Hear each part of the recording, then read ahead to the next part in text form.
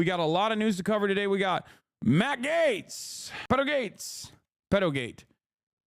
Gate. So we got a lot of stuff to talk about, okay? Let's get started. Let me blast off real quick. Matt Gaetz, ethics investigation to be released. Shooter gets terrorism charges. Madison, Wisconsin school shooter motives revealed. What else was I gonna do? When you said Maya is pregnant with Jason the Weens kid, was that for real or a joke? I'm too autistic. I'm sorry. Yeah, it was a joke, man. That's crazy. You're crazy. You're crazy. You're crazy for this one. NDA just passed the Senate 85-14, including the ban on trans healthcare. Yeah, we're gonna talk about that as well. Never milkers rise up. You always have 6 shirts. Thank you. What else was I gonna talk about, man? God damn it. Christmas IRL idea, only half joking. Yeah, no, I have a Christmas idea that I am trying to get put together. I am going to have 1, Valkyrie, and 2, hopefully, QT Cinderella, where I will go Christmas shopping with them this weekend, and we will get like ornaments and things like that, and then we will make this into a Christmas wonderland. This studio, we will finally turn it into. Now I should have done that like a month ago, but hey, son, I love your content, but please get off your phone during Fear End. It's really annoying. It's crazy, dude. Half the time I'm literally looking up things to talk about. And secondly, there's 3 other hosts on the pod. How about you know, I'm either booking stuff or I'm actually on my phone looking at new things that we are going to be covering. You don't tell an eagle not to fly. Thank you. That's so funny. There's 3 other whole ass guests on that podcast, man. You can focus on them. Chatters are baiting for woke of the day. I know we should have never done this woke of the day shit. Now it's like people are being annoying. What is this? Would you ever do a stream again with Hassan? I would love to see you guys make baklava. I will never do a stream with Hassan. What the fuck? What is, oh my God. Hold on. Let me blast off real quick and then we'll get to it. What is happening? There's too much going on. Why? Okay, Maggie's investigation, New York call CEO shooter terrorist, Madison, Wisconsin shooter manifesto intentions. That's enough for now. The clip with everyone on their phone while Austin was talking was funny though. I don't remember that clip, but that could happen at any given moment on the podcast. Yeah, woke of the day should be, someone said woke of the day should be done with a 1-week ban so that people don't try to compete for it. In an effort to make sure that people are not like abusing it and trying to get that position. And I agree with that because honestly, I don't like woke of the day. You know, it's a funny way to like, do Cutie and Ray know you want to do the stream? Or are you going to wait till last minute to tell them? No, I have told them already. I've asked them already. I'm new to the community. When do you usually start rivals? Okay, shut the fuck up, chatter. What is this? Hassan not autistic piker. Okay, everybody calm down. Give me a blast off meme, please. Stop sending me other links. Okay, we need to blast off. Do you have a blast off meme or not? I don't even know what this is, but I'll just use it. Fuck it. I'm desperate. All right, boom. Let's do it. Get in now. Get it twisted. Don't get it twisted. Whatever. He's not autistic. He's eccentric. Thank you. That's what I think. Just you and Austin arguing over trains and planes. Yeah. Here, what are these freaking TikToks that you sent me that you want me to react to? Here. Oh, I like her. Austin show on Fear End when he says something slightly problematic and then tries to correct himself, but inevitably just makes it worse. They use they them pronouns. Oh no, I'm so sorry. My bad.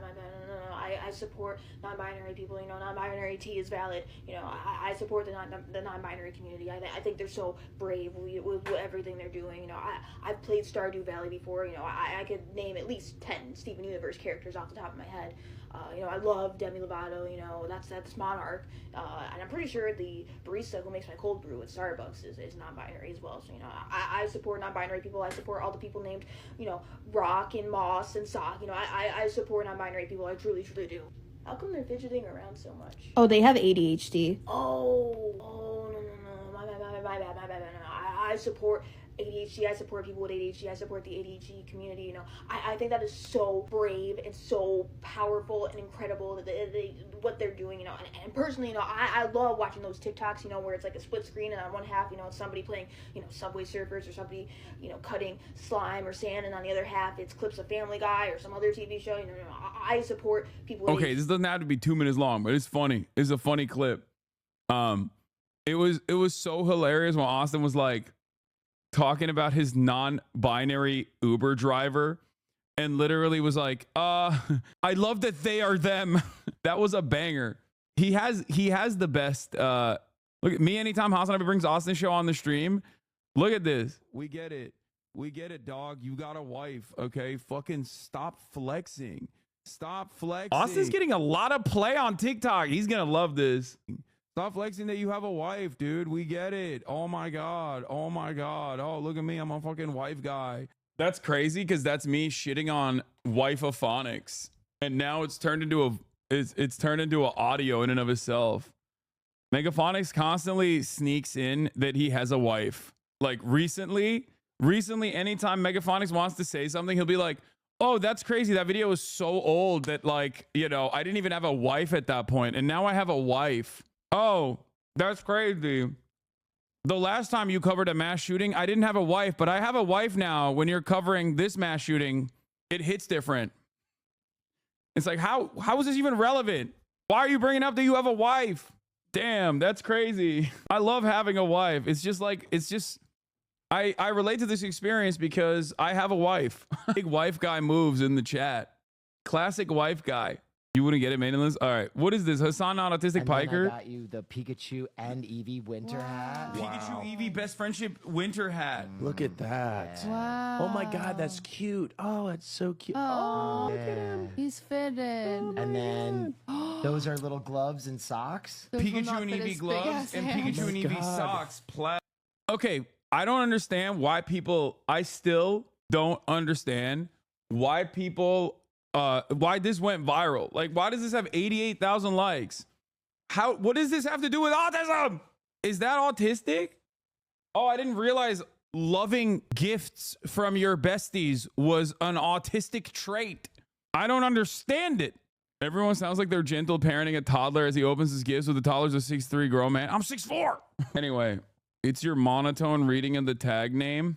All right, anyway. Yeah, this is the blast off meme. Do you remember this Austin classic? He hasn't changed when he claps at the wrong time. Contract opposition. They're cooperating with the union leaders and the other building trades like Monty Anderson. Why are you clapping for that? That's a good thing, right? Okay. No, dude, they're cooperating with other union leadership That's good. in other trades to Wait, you squash the... shit.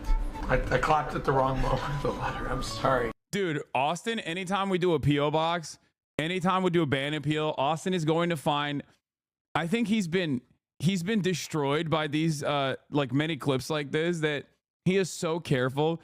Remember that time when it was like me, Austin, Pokimane, Tubbo, we were doing ban appeals, and Austin was like defending this chatter who was just like a straight up neo-Nazi, and he didn't realize it.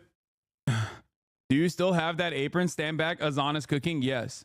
Every single thing that, dude, this jacket that I'm wearing, this is, what's the brand? I have Vivian Westwood.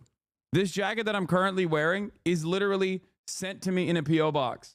Like, every single thing that you guys have sent me in my PO box, I have kept. Okay.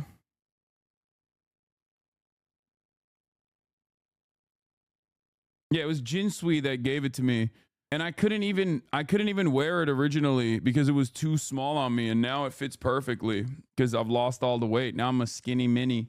When are you reopening the PO box? Next year. I know I said I was going to reopen the PO box this year. It was in it was in my announcements for the year, in my predictions, and in my goals for the year. I hit a lot of my goals for the year, but I'm going to hit some more this upcoming year. And reopening the PO box is one of those, okay? All right. Enough Austin clips. All right. Let's get into it. We got a lot of news to cover. Like I said, here, before we get to the news here, this is another fun TikTok. The U.S. government, every time people get a little too revolutionary. Wait. Please wait. If you go to New Jersey and you look up, you might see something fun. Ooh, UFOs, that's gotta pique your interest, right? We don't know what's going on there. What comes first in the little catchphrase? Is it deny or depose? I want to make sure these bullets are in the right order. Please! Fine, okay, we have an actual alien. We have an alien and we named it Tim. His name is Tim. Bleep, blur. Oh my god, y'all are real. I can't believe it. I have so many questions. Like, what's the secret to world peace? Blort, bleepity blort, blort, blorpin. That's funny. Okay. What is this? I think they figured out the New Jersey drone thing. Advanced air mobility testing corridor. Yeah. I think that my initial assessment being that there's probably a bunch of like defense contractors and whatnot testing out their drones, which is freaking people out. But then that freak out has caused mass panic and collective psychosis where people literally think every plane or even stars or even helicopters, any number of different reasons. It turns out that that is, there is full-throated panic on there, and it's most likely not aliens, and it's most likely not fucking Iranian mothership shit. So, this one motherfucker at work was telling me he read on 4chan that drones are flying over New Jersey because the International Space Station is broken in half and hurling towards Earth. 4chan? You said 4chan. Also, how the fuck do you have... Bro, I don't understand when people are like, yeah, my coworker's on 4chan. That's an insane thing, bro. Your coworker's not supposed to be on 4chan. That's not coworker information. Coworker memes are like Hawk Tua, okay? You say that Hawk Tua girl, she's fine. I heard she's got a cryptocurrency. I'm gonna buy it. Like, that's what coworker memes are. Coworker memes aren't like esoteric Nazi platforms. You know what I mean? That's shocking. Working in tech, bruh. God damn, dude. They need to fucking lobotomize your coworker. Yeah, Joe Rogan is coworker memes, okay? You don't live in the real world. You can pay attention to both. What?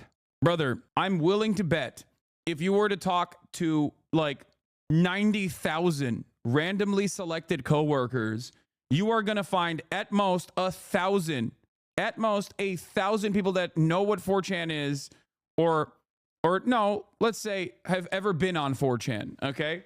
That is insane to act like, again, the bus driver test, okay? It is, if you went up to a bus driver and were like, hey, are you familiar with an anonymous website where people can just post whatever the fuck they want? And oftentimes there is this political sector on the anonymous website where everyone posts like every slur that they've ever seen, and oftentimes will, dox random people and try to get the police to go to their house and kill them. And also, they are all neo-Nazis. Like, the bus driver be like, I don't know why you know this. I don't know why you're telling me this. Please get out of my bus. Mine know what 4chan is, and we'll all agree that it's batshit insane. Yeah. My fellow 33-year-old extremely online buddies, also college professors, Gen Z students, lost their minds when he stopped one kid from interrupting another clip by saying, hold up, let him cook. See, that's cute. That's funny. That's like, that makes sense. Okay. Like, coworkers know who Andrew Tate is. That's definitely a coworker. Coworkers know Joseph Robinette Rogan, right? That's coworker shit. Yeah. All right. Anyway, let's move on from the coworker shit to Gail. And I have them in every end of the spectrum. We have the 4chan Infowars nuts conspiracy theorist dude and the guy who literally joneses about Hawk Rush almost every day and thinks is so funny. I work in a specific industry. He was so crazy that he argued that Cutie should just get over it and said she was asking for it. One day in a conversation, I lost my fucking mind on him. He quit a month later for a job at the FBI and failed his clearest investigation and is now jobless. Yeah, I think I know what specific industry you work in, by the way, chatter. In any case, it's fine. Yeah, that person needs to, of course he failed the security clearance, dude. He needs to have his hard drive checked. That person... That they were going to use him to manage the FBI's trove of CSAM. He should have been applying specifically for that role. He would have been great at that. He would have been like, listen, guys, I brought my own CSAM. What do you mean? I thought it was, I was just getting ahead of it. Luigi, favorability numbers. Luigi, 18 to 29-year-olds at a +9 favorability. 30 to 44-year-olds at a -1 favorability. 45 to 64-year-olds is 35 from YouGov.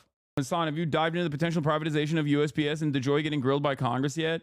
A little bit. I briefly talked about it. But there is, by the way, your coworkers are not going to know what fucking 4chan is.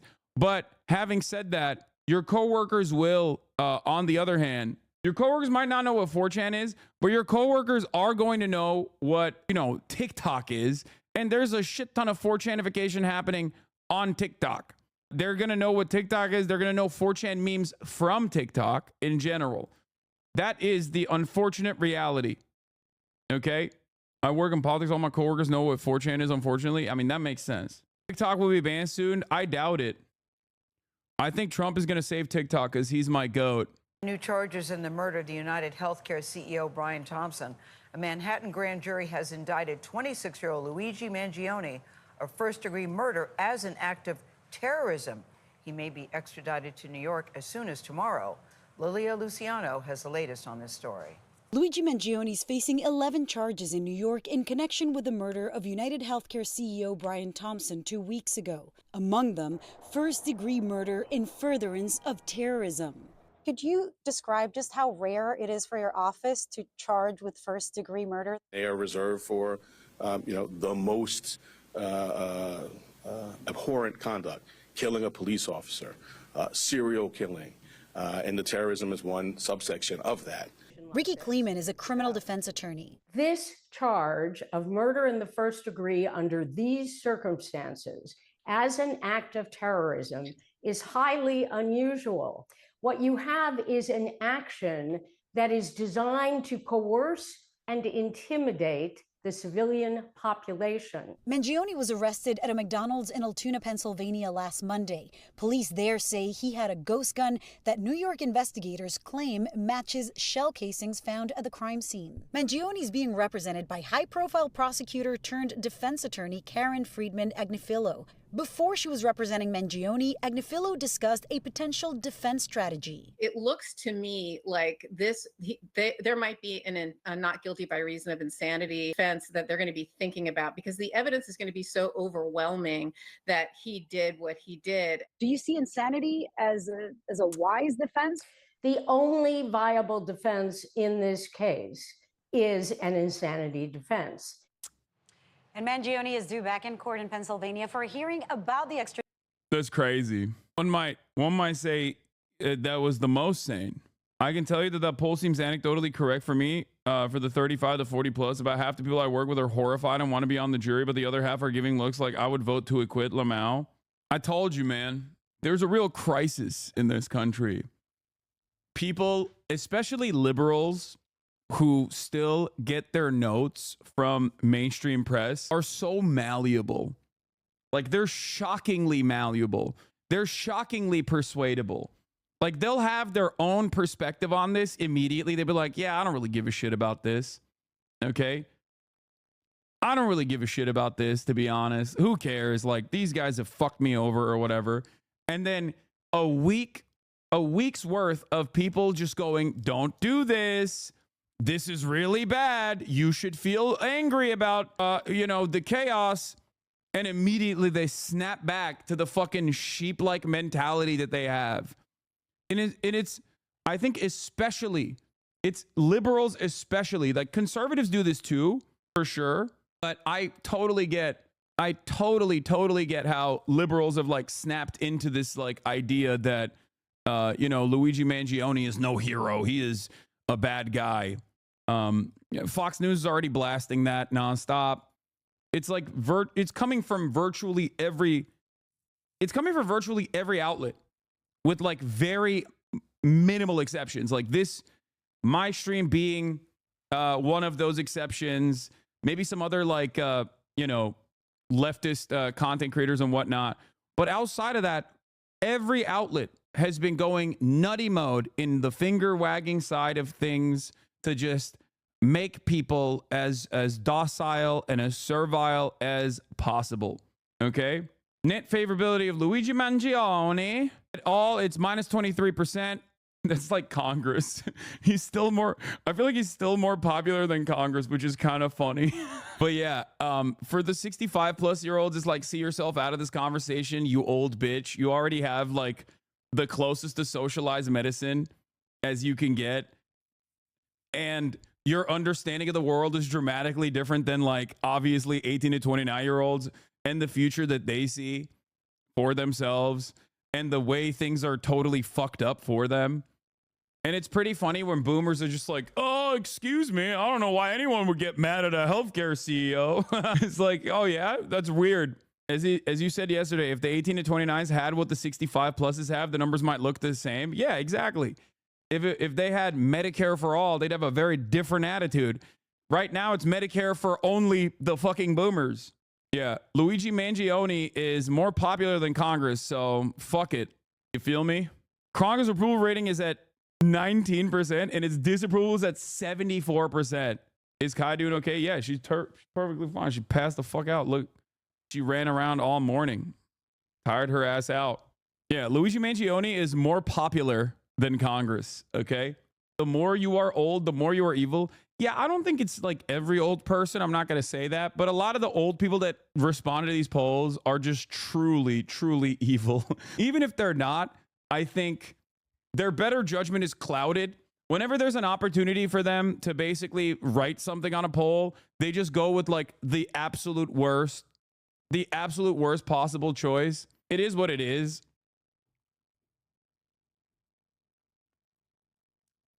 But yeah, it's ironic because, yeah, Medicare also is impacted, for the record. Medicare is also severely impacted by privatization initiatives as well. We've talked about Medicare A, B, C, D. I think it was A, B, C, and D. There are privatized aspects of Medicare that also suck.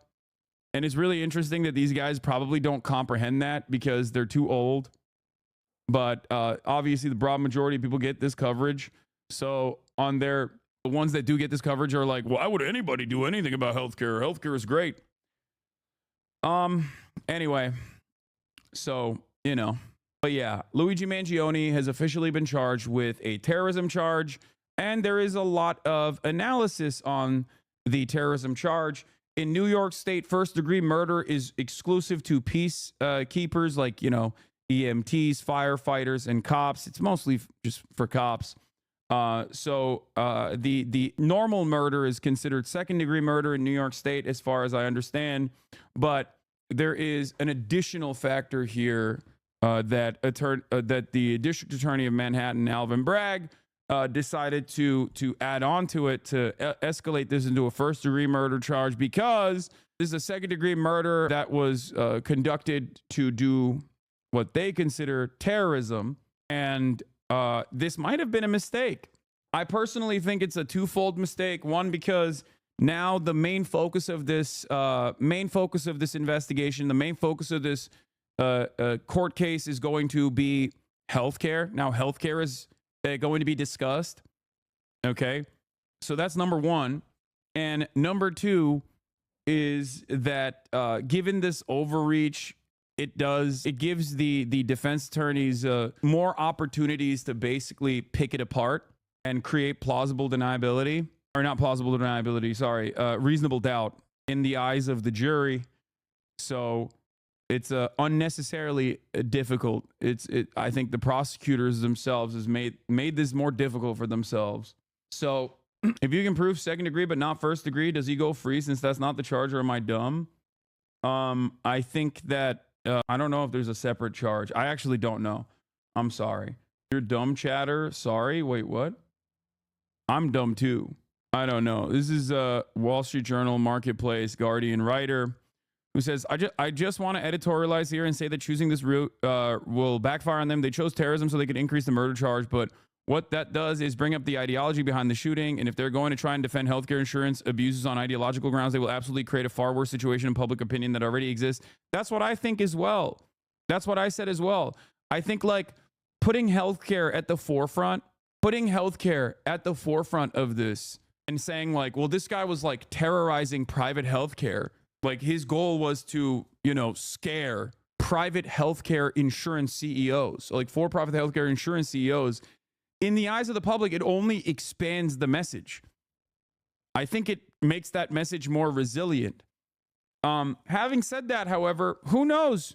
Boomers do have a proclivity towards law and order, snapping back into law and order narratives, and also personally getting invested in the idea that like, oh, well, this was a murder, it was bad, murder is wrong, it's bad, without ever factoring in the reality that like a healthcare CEO on any given Sunday has done egregious crimes, like far worse than the singular act of murder, even though the system itself basically makes that kind of crime invisible and normal. So yeah, also on top of that, judging by the metrics of just like terrorism, like what are the things that you can point to in terms of the terrorism? Yeah, he wrote a manifesto. So there's that. That's like one piece of evidence, but every other thing that you can point to is completely outside of his control. You know what I mean? So I don't know. And it's not like he published the manifesto either. So who knows? But any act against those in positions of power in this country, from murder to, I don't know, like work stoppages even, is a dangerous precedent to set if you're considering like any action against like a person in a position of power in private enterprise as an act of terrorism. Well, that's definitely going to be an issue later down the line. An issue for you and I, not an issue for those in positions of power, of course. But I do feel like this is a bit of a over-leveraged, overextended situation. Not over-leveraged, but overextended situation. Maybe a reach, if you will.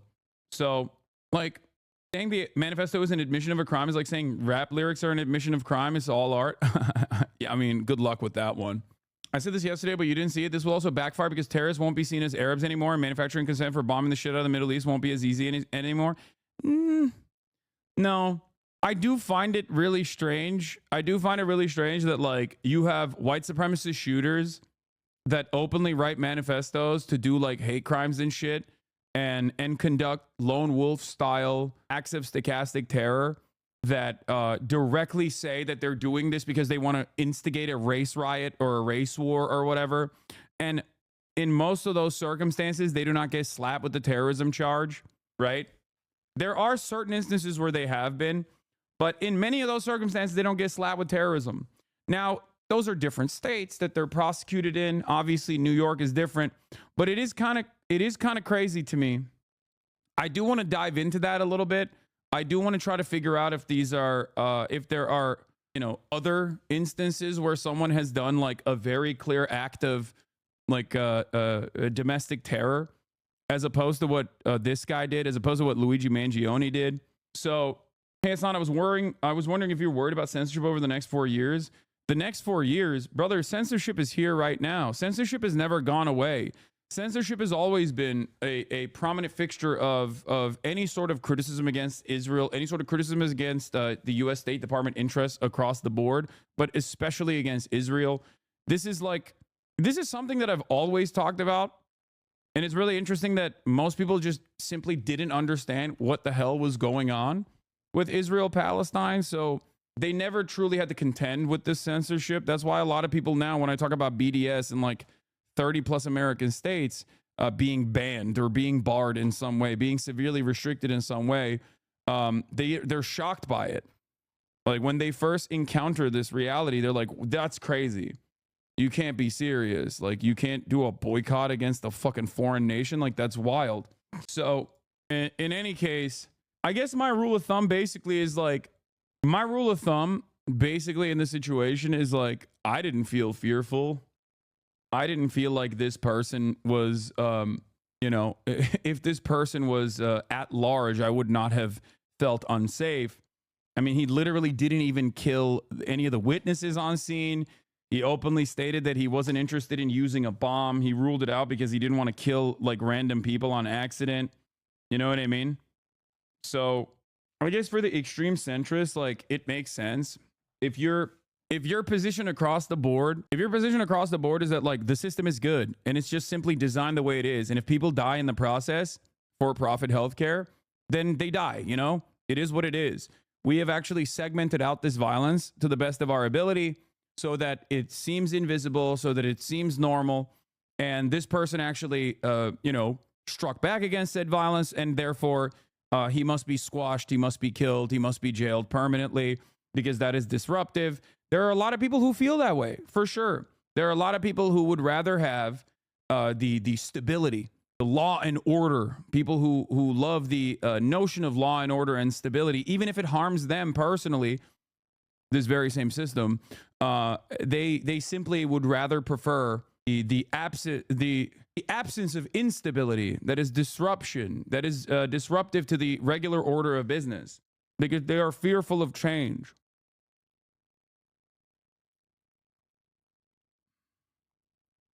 That's what it is. Wormfather333, thank you for the 10 community gift to subs.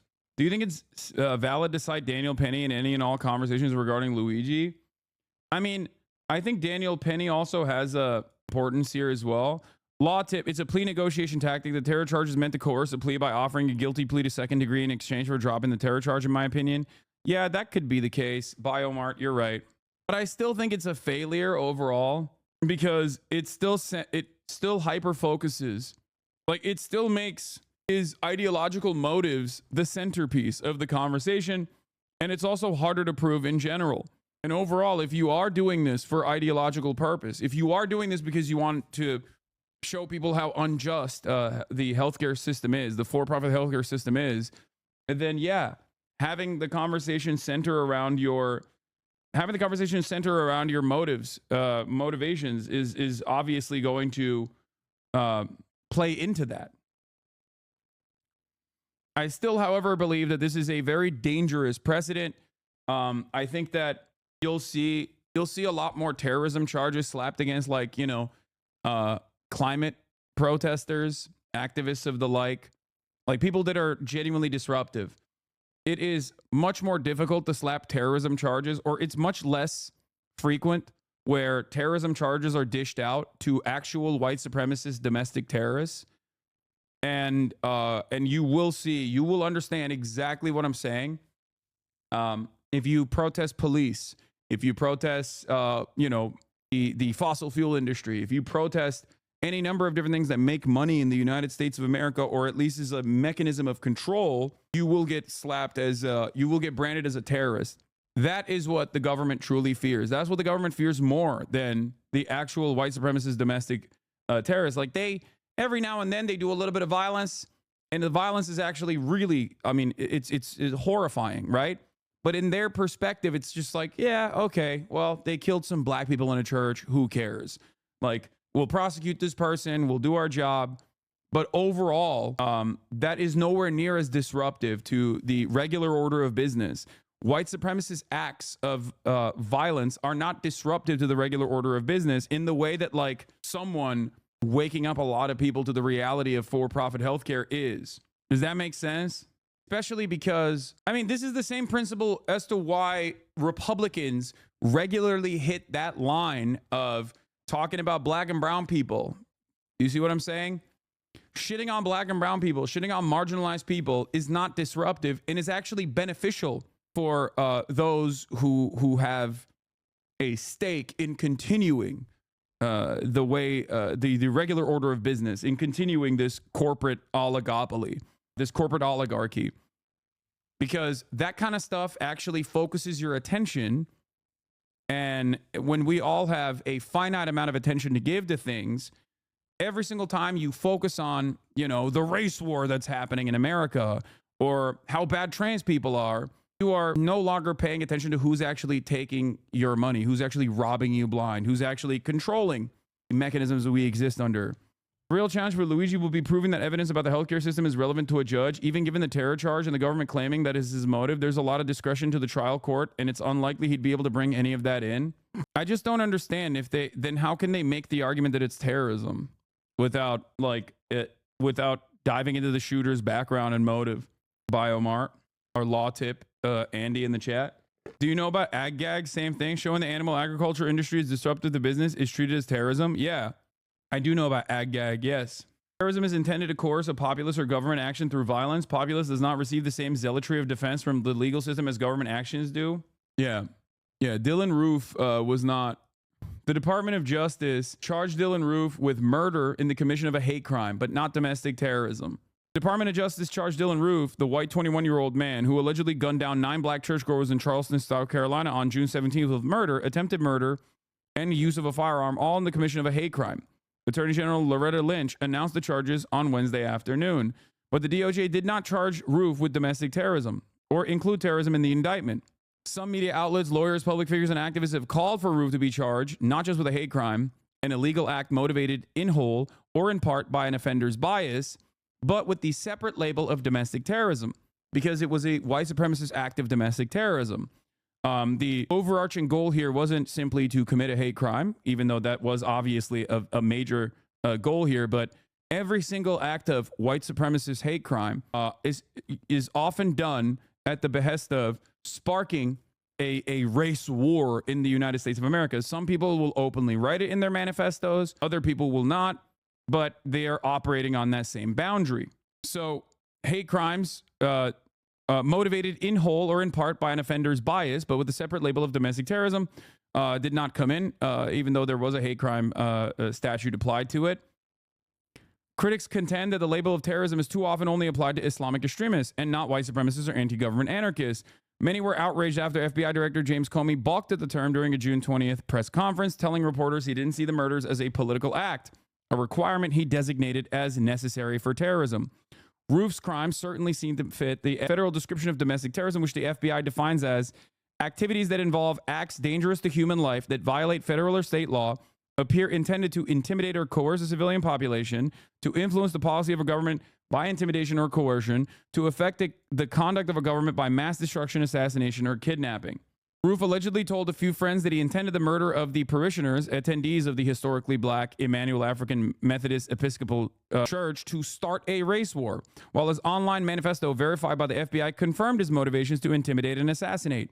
He took his inspiration, among other things, George Zimmerman's 2012 shooting of Trayvon Martin, the Confederate flag, the KKK, and skinheads. It turns out there was one major obstacle in charging Roof with domestic terrorism. The crime does not exist. Now, this was all the way back in 2015. As you know, there's no specific domestic terrorism statute, said Lynch during the press conference to announce Roof's indictment.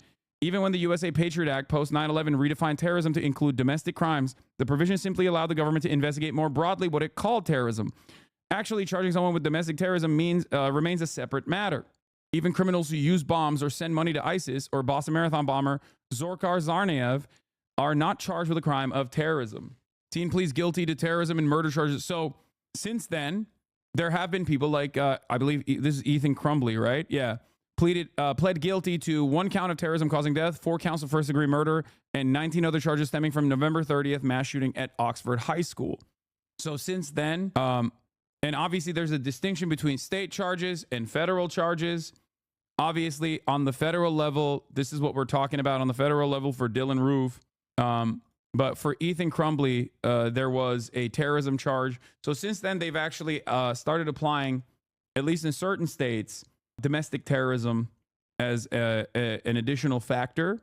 So there are instances where they have charged people, like mass shooters and whatnot. And, you know, I think that regardless of the political motivations behind, or the political political application of terrorism as a legal definition is you know, utilized by the state to oftentimes, you know, torture people, deny them due process and the like, or slap on additional charges, or do things that you normally wouldn't be able to do to a regular civilian. If there is some kind of tangible domestic terrorism application, then yes, domestic terrorism as a practical application fits certainly fits the criteria for many of these white supremacist, neo-Nazi school shooters, mass shooters in general. So there is that. And I wanted to dive into a little bit more of, you know, different instances where people have been found guilty, or people have gotten the terrorism designation slapped on to, you know, mass shootings and whatnot. And I feel like the criteria being general harm to the overall public makes it a little bit more difficult, in my opinion, for terrorism charges to stick to Luigi Mangione, because he like, I think his argument overall, if I'm thinking about it, like, it's going to be difficult to prove that he wanted other people to also go out and like kill CEOs. That's number one. Number two, there's a direct through line of like harm that was done to him in the way that he saw it, and it's more so a revenge killing, right? At most. Does that make sense? Like, it more so fits the purpose of like, I mean, it's premeditated murder, but revenge killing rather than an act. It's an act of vengeance rather than an act of terrorism. Whereas if you're going into a school and shooting a bunch of people and saying like, I'm shooting a bunch of people in my school because I want like, I don't know, I want to incite violence, and I want, or I'm going to the better case would be the Buffalo mass shooter that went into a location where he knew that there would be black people and specifically wanted to shoot as many black people as possible. And oftentimes they will openly state that their desire is to, you know, wake America up to do a race war, right? Like that in and of itself, I think is more so in the pocket, regardless of terrorism, domestic terrorism being this arbitrary charge, if that makes sense. Yeah, fair shooting in Texas. El Paso is another example of this as well. He explicitly wasn't advocating for a policy. He literally said, I don't know that shit. I just know I was wrong. Then all of America has been wrong. So I'm going to shoot the CEO of the healthcare company with the biggest market cap. Straight up normal murder. Yeah. So ultimately, I think it is, I think it has a silencing effect, because when you slap on terrorism charges to something like this, you inevitably are saying like anyone that is even covering this in a non-critical manner, or people that are in favor of this, are all terrorism supporters. And there's a whole bunch of additional things that there are a whole bunch of additional things that get added onto it in terms of like expanding the surveillance state, and maybe additional charges that are brought up against what is this? No, not the California state of emergency, and not the 20v1. There was another person who actually sent me a link. Oh, Cornell, Article 490, crime of terrorism in New York State. New York State's definition of crime of terrorism. A person is guilty of a crime of terrorism when, with the intent to intimidate or coerce a civilian population, influence the policy of a unit of government by intimidation or coercion, or affect the conduct of a unit of government by murder, assassination, or kidnapping, he or she commits a specific offense. This is in the state of New York, the crime of terrorism. I mean, it's a definitely a dangerous precedent, I think, in terms of like denying other people their civil liberties, denying people their First Amendment rights in general. I think that you can use this as, this can be seen as expansive and broad and purposefully vague, in my opinion, where you could just simply say, well, you know, this is someone who is a terrorist. So if you've said something, if you've given money to a GoFundMe for the shooter, for the shooter's like court case, you're technically, funding and facilitating terrorism, things like that. And it's kind of funny because obviously every single person has been wronged by whether it's their ISPs, or whether it is for-profit healthcare, or whether it's a airline company or whatever. Like, it just, the normal process of capitalism and the constant profit seeking creates corner cutting, creates worse products overall, worse products that you're paying for and oftentimes paying more money for, right? And in that process, you get mad. And like, obviously it doesn't have to be murder in this regard, but like any kind of anger that you demonstrate in that process is just terrorism now. Like you are not allowed to get mad at this shit at all. It's terrorism. Meanwhile, those very same fighting words or far more severe threats are often done not against corporations, but against other fellow Americans, and there is no prosecution for that whatsoever. Does that make sense?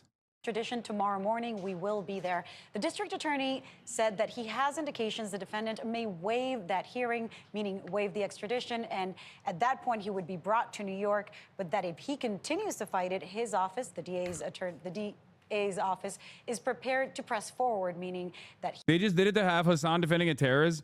My friend, this is not the first, nor will it be the last time that I talk about someone who has been historically branded as a terrorist, you know, and was not actually a terrorist whatsoever, or was not a bad person whatsoever. You know, the argument I routinely bring up is obviously Nelson Mandela, which apparently people have no response to. And instead they've chosen to just be like, did you know that Nelson Mandela was on the terror watch list? Like they don't even respond to it anymore. They just like repeat what I'm saying, but in a sarcastic tone, in like a silly tone, in an effort to like deflect. It's very weird. So like I've said, over and over again, the designation of terrorism is often very, I mean, it's already arbitrary. There is no legal consensus on this. There's certainly no international consensus on this. And this is one of the things that the rest of the world actually doesn't even follow suit with the United States of America on. Like, that is part of the reason why you don't see every single country declare Hezbollah as a terror organization in the way that America has, right? Because they're like, I mean, even in Lebanon, Hezbollah is also a political party within the parliament, right? So there is definitely, I guess, there is a lot of, there's no real consensus on this matter whatsoever. And people kind of just go off of vibes. he would push the governor, who has said already that she intends to issue a warrant for The new meta is to just call it disingenuous and say that it's bad faith to use Nelson Mandela as an example. Disingenuous. Why is that bad faith or disingenuous? If the argument itself is, about like the political application of the terror watch list, is it just that it hurts your argument? So instead of trying to tackle the argument, you just say disingenuous. I don't think Chatter agrees. That's just the meta. No, I know. I just think it's funny that these guys have no counter argument to it. So they just kind of say it's disingenuous to try to like deflate it, I guess. the extradition, and that would eventually bring him here 30 to 45 days. We'll keep following it. Lilia, thank you very much. Appreciate it. The investigation into the matters. Yeah. Does it not make it harder for a conviction? Only on the first degree murder charge, but that's it. So yeah, Wisconsin shooter gets the killer white male image makeover. Natalie Rupnow, the 15-year-old girl police identified as a Wisconsin school shooter who killed. Oh my God, they did it. They did it again, bro. Shooter killed a student and a teacher in a deadly rampage. Looks like she knew how to handle a firearm, at least according to the first photos that surface of her online. They did it. They did it again. They can't stop themselves, man. They can't help themselves. They did the Zach Fox tweet again. How will they argue Luigi cores the civilian population without making it seem like the ruling class is a special caste? I mean, that kind of is the attitude that people have. It's just vibes based. Madison, Wisconsin school shooting that left a student and teacher dead, 6 others injured after a 15-year-old girl opened fire. Alex Perez is in Madison with the latest. Good morning, Alex. Hey, good morning. Wait, what did Zach Fox say? Zach Fox once famously tweeted out this jet ski photo and was like, I don't know where the Zach Fox tweet is. Maybe someone can link it in the chat, but it's like, basically making a joke about the media and how they cover like white serial killers. Like if it's a black person that's like stolen a Skittles or something and then got shot and killed, they will literally use like the worst possible image of that person to make them seem like they were a thug who deserved it. And then if it's like a white person that like literally serially murdered their entire family and maybe other families as well, and then ate them, they'll post a photo like this. Yeah, this is how the photos be looking at headlines on a white man kills his entire family. They'll always humanize the perpetrators when the perpetrators are white. They will always dehumanize the victims of like police brutality, even if they are victims themselves or perpetrators themselves when they are not white. It is a very glaringly obvious bias that plays a role in manufacturing consent, because the reality of the matter is white people are a part of the in-group, and therefore we have the capacity to understand that when a white person does something, it does not reflect poorly on the entirety of the white population. But when a black person does something, the idea is that it reflects poorly on the entire black population. Just like when an undocumented migrant commits a heinous act, right, of murder or sexual assault, people so willingly will turn around and be like, this is how undocumented migrants are. That's 12 million people. What the fuck do you mean this is how? 12 million people from every different part of the fucking planet. How can you literally say this is how all undocumented migrants are? That's insane. That's an insane statement. Like, there is no, any group that is a marginalized group or a minority group, like a trans person, for example, will do something, and that's all of a sudden a reason to hate all trans people. That's just how racism works. That's just how it is. And this is part of the problem, or this is part of the analysis with respect to like anti-white racism. Whenever people try to like bring up anti-white racism charges, okay, where we all understand that like not every single white male is a fucking school shooter. You know what I mean? Even though the overwhelming majority of school shooters are straight white men. But you don't operate with the same fear that like the next person that you see that is a white man is going to be a school shooter. It just doesn't work that way. No, stop saying I mean or they are. You're fucking stupid. When you say stupid things like this, when I'm in the process of making a fucking argument, I know that you're like sarcastically saying it, or if you legitimately believe it, but I'm talking about the broader society. Most people with the social conditioning that they have do not have the capacity to apply racist dynamics to the in-group. That's just how it is, okay? You can try as hard as you want in this chat to be like, nah, that's how it is, but that's not how it works in the real world, okay? Morning, Georgia. Through her social media, we're now getting a better picture of what the 15-year-old may have been thinking in the moments before the shooting. This morning, the search for answers. Investigators closely sifting through 15-year-old Natalie Rupnow's social media account. For the record, the best possible example of this is if we're going to talk about like a 50-50 split between men and women, okay? The best possible example of this is when a woman is called a whore, or when a woman is objectified, right? Hypersexualized and shit on the virtue of their of them being a woman, okay? That is a damning statement against all women. But the opposite doesn't work in the same way, no matter how hard people try, okay? For example, if you were to turn around and say like, oh, all men are trash, people get mad at that, for sure.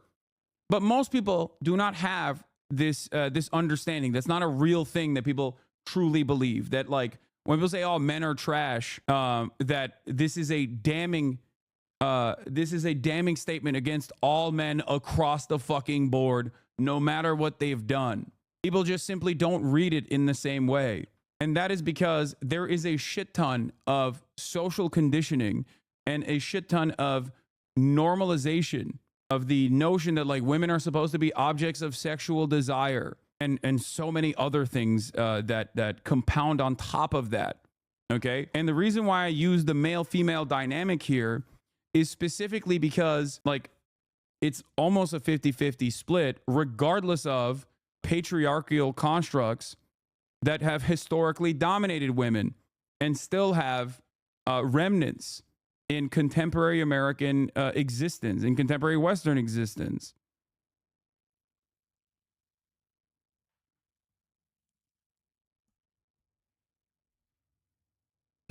Hoping to figure out why the teen shot and killed a teacher and student at her school, injuring 6 others.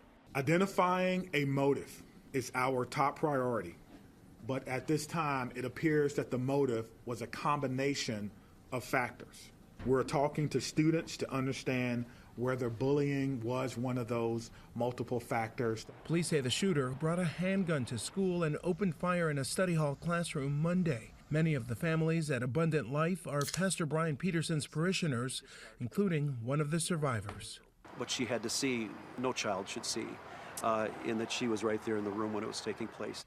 Investigators digging through the shooter's digital footprint, discovering posts made in the minutes before the shooting. We are working to authenticate the documents that you see online that some are referring to as a manifesto. James Smith's daughter is a junior at Abundant Life. He says it's a refuge for many students who struggle at other schools. Those who have been disenfranchised or bullied in other situations, and saying, well, you can find love here. you can find acceptance. Overnight, a vigil at the state capitol remembering those who were killed. Honestly, it's still kind of hard to think and feel feelings because of just how incredibly emotionally and mentally taxing that experience was. You never really realize how much something like this will affect you until it happens. And authorities have collected evidence from the shooter's home and say her parents are cooperating. Michael? All right. I want to reiterate something that I've talked about in the aftermath of the first attempted assassination against Donald Trump and also the successful assassination of Brian Thompson, the United Healthcare CEO. Most mass shootings that are commonplace in the United States of America are not actually conducted against people who are responsible for the pain that people have experienced, okay? It's not actually directed at a vector of power and control.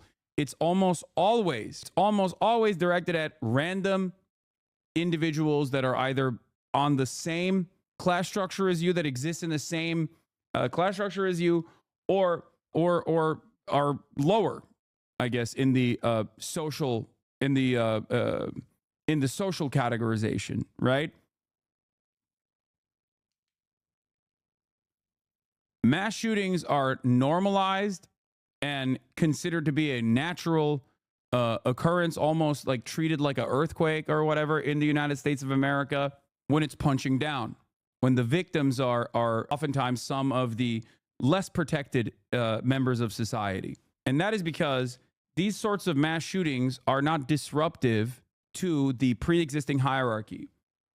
That is the reason why what this shooter has done, even though she was directly, and there's enough evidence here to point to this, directly a part of a terrorist telegram called Terrorgram, whose founders have been arrested by the American state, by the FBI, for committing international acts of terror, including the mass stabbing incident in Turkey. The person that did that, by the way, she mentioned in her manifesto that there is not, this is not considered or packaged or talked about in the same vein as an act of terror. A stochastic terrorist who was goaded into taking a white nationalist stance and then inevitably engaging in an act of cruelty and an act of terror, specifically because there is this underlying interest in sparking a race war. Raid from Paroles d'honneur,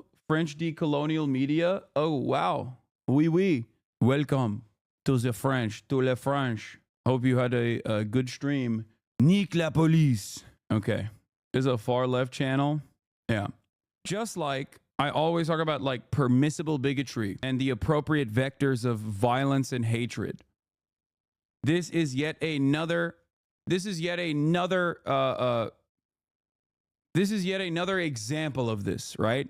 You write legislation that is against healthcare, for-profit healthcare. You are branded as an enemy by corporate media. Okay? You try to disrupt the military-industrial complex and its profit motive-backed, its profit-driven agenda of violence globally. You are branded as a terrorist. You are a bad person.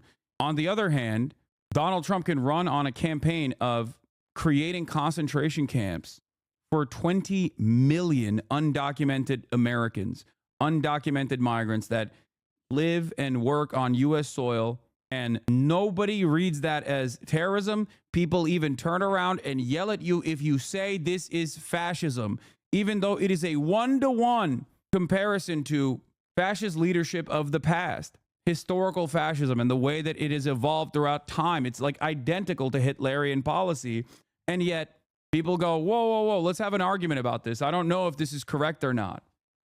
Okay? You call everything fascism. It's this guy literally quoted Adolf Hitler and wants to do Adolf Hitler's policy. It's ridiculous. Just something to consider for many people. Hopefully this will be helpful in getting you to understand how social dynamics play out. But let's move on to some more damning news that is also kind of funny. Matt Gaetz. This is not technically fash debate. Make me want to scream. Yeah. Ari Nahari, thank you for the 10 gifted subs. Also, Jabri is mad because he was working on a Matt Gaetz video and he was hours away from releasing his Matt Gaetz video, and it turns out he's gonna have to go back to the drawing board here. Okay. Ethics Committee will release its report on former Congressman Matt Gaetz before the end of this Congress. It is a stunning reversal, and it comes after the committee said just last month it would not release the findings of its investigation into Gaetz, who was, at the time, Donald Trump's pick for Attorney General. Manu Raju and Elena Treen broke this story earlier today, and they are here now. Manu, I'm going to start with you. Give us any information that you have about, first of all, when to expect this report, and also why the reversal. Yeah, we do expect this to be reported to released any day now. In fact, the agreement essentially was to release this report after the final votes of this congressional session, and that could occur today. The last votes of the year could be today, maybe tomorrow, maybe the day after. The last day of the congressional session is actually January 3rd, 11:59 a.m. before the 118th Congress concludes. So really any time between now and the final votes and then. And this all came secretly behind closed doors earlier this month. Remember that vote that occurred last month? That was when Matt Gaetz was then Donald Trump's pick to be Attorney General. The committee voted along party lines to not move ahead with this report. It deadlocked 5-5. And then the committee planned to reconvene later in December to talk about this. One of the reasons why some members at the time voted to block its release is the report was not 100% done yet. There were some final changes that were being made, and they reconsidered this report that was finalized in their private meeting. Now, based on our reporting, it suggests that some Republicans may have had a change of heart, ultimately siding with Democrats who are pushing hard to release it. Now, Dana, we don't have precise insight into why those members had a change of heart, because this is a secret panel. These are sources who are giving us information inside the room that this vote actually occurred, but the thinking is unclear. One thing is clear, though, Dana, Matt Gaetz is someone who has an icy relationship with many Republicans and Democrats alike. He led the ouster of Kevin McCarthy last year. Maybe that was weighing on the minds of some of these members as well. Yeah, icy is an understatement. Elena, Gaetz just responded. What did he say? He did. He posted this to X responding to our reporting on this. I'm going to read for you some of what he wrote. He said, quote, "The very witnesses," that was in quotation marks, "DOJ deemed not credible were assembled by House Ethics to repeat their claims absent." Yeah, I just want to say Forever Kevers send their regards. Okay, Forever Kevers on top, baby. Never Kevers are in the pooper, in the stinker. Kevin McCarthy sends his regards, baby. Woo! Smoke them. When are they releasing the report? Because I can't see because of your cam. Reporting the alleged sexual misconduct to be made public by end of year. So from now until the end of December. So they got a couple weeks. We shall see. In any cross-examination or challenge from me or my attorneys. I've had no chance to ever confront any accusers. I've never been charged. I've never been sued. It went on to say, "It's embarrassing, though not criminal, that I probably partied, womanized, drank, and smoked more than I should have earlier in life. I live a different life now." One other thing he said in that statement that I found very interesting as well, Dana, is that he said that he had never had sexual contact with someone under 18. We know from our reporting, and this is even previous reporting that CNN has done, that this allegation in particular is included in the House Ethics Committee report. So interesting in itself that he was addressing that head on. But all to say, I think, look, one of the key things that we learned through our reporting, and one thing that's been clear over the last several weeks now, is that Matt Gaetz abruptly resigned when Donald Trump had announced that he was his pick to be Attorney General. That led a lot of members to speculate and really kind of question whether that was because he wanted this report to be buried. It is unusual for this committee to release a House Ethics report for a member that is no longer a member of Congress. Now, we know Matt Gaetz has said that he has no plans to come back to Congress next year. However, he is still very much a player in Republican politics. I know that he talks to Donald Trump and his team repeatedly. It's very much unclear what his political future looks like. I think this report is likely to be very explosive and potentially damaging. So that's one thing, all of us will keep our eyes on when we eventually get to see this publicly. Dana? Terrific scoop to both of you. Thank you so much for breaking it down for us. And my panel is back now. Matt Gaetz's response on X was very lengthy. Elena read part of it. I'm just going to read more because it's something to behold. Quote, "In my single days, I often sent funds to women I dated, even some I never dated, but who asked. I dated several of these women for years. I never. He's like, you don't understand. He's like, you don't get it. I'm too good of a guy. Okay? I'm too good of a guy. That's what it is.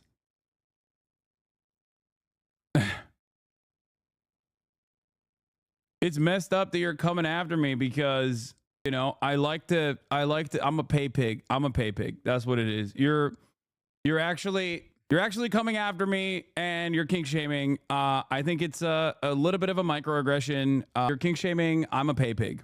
Had sexual contact with someone under 18. Any claim that I have would be destroyed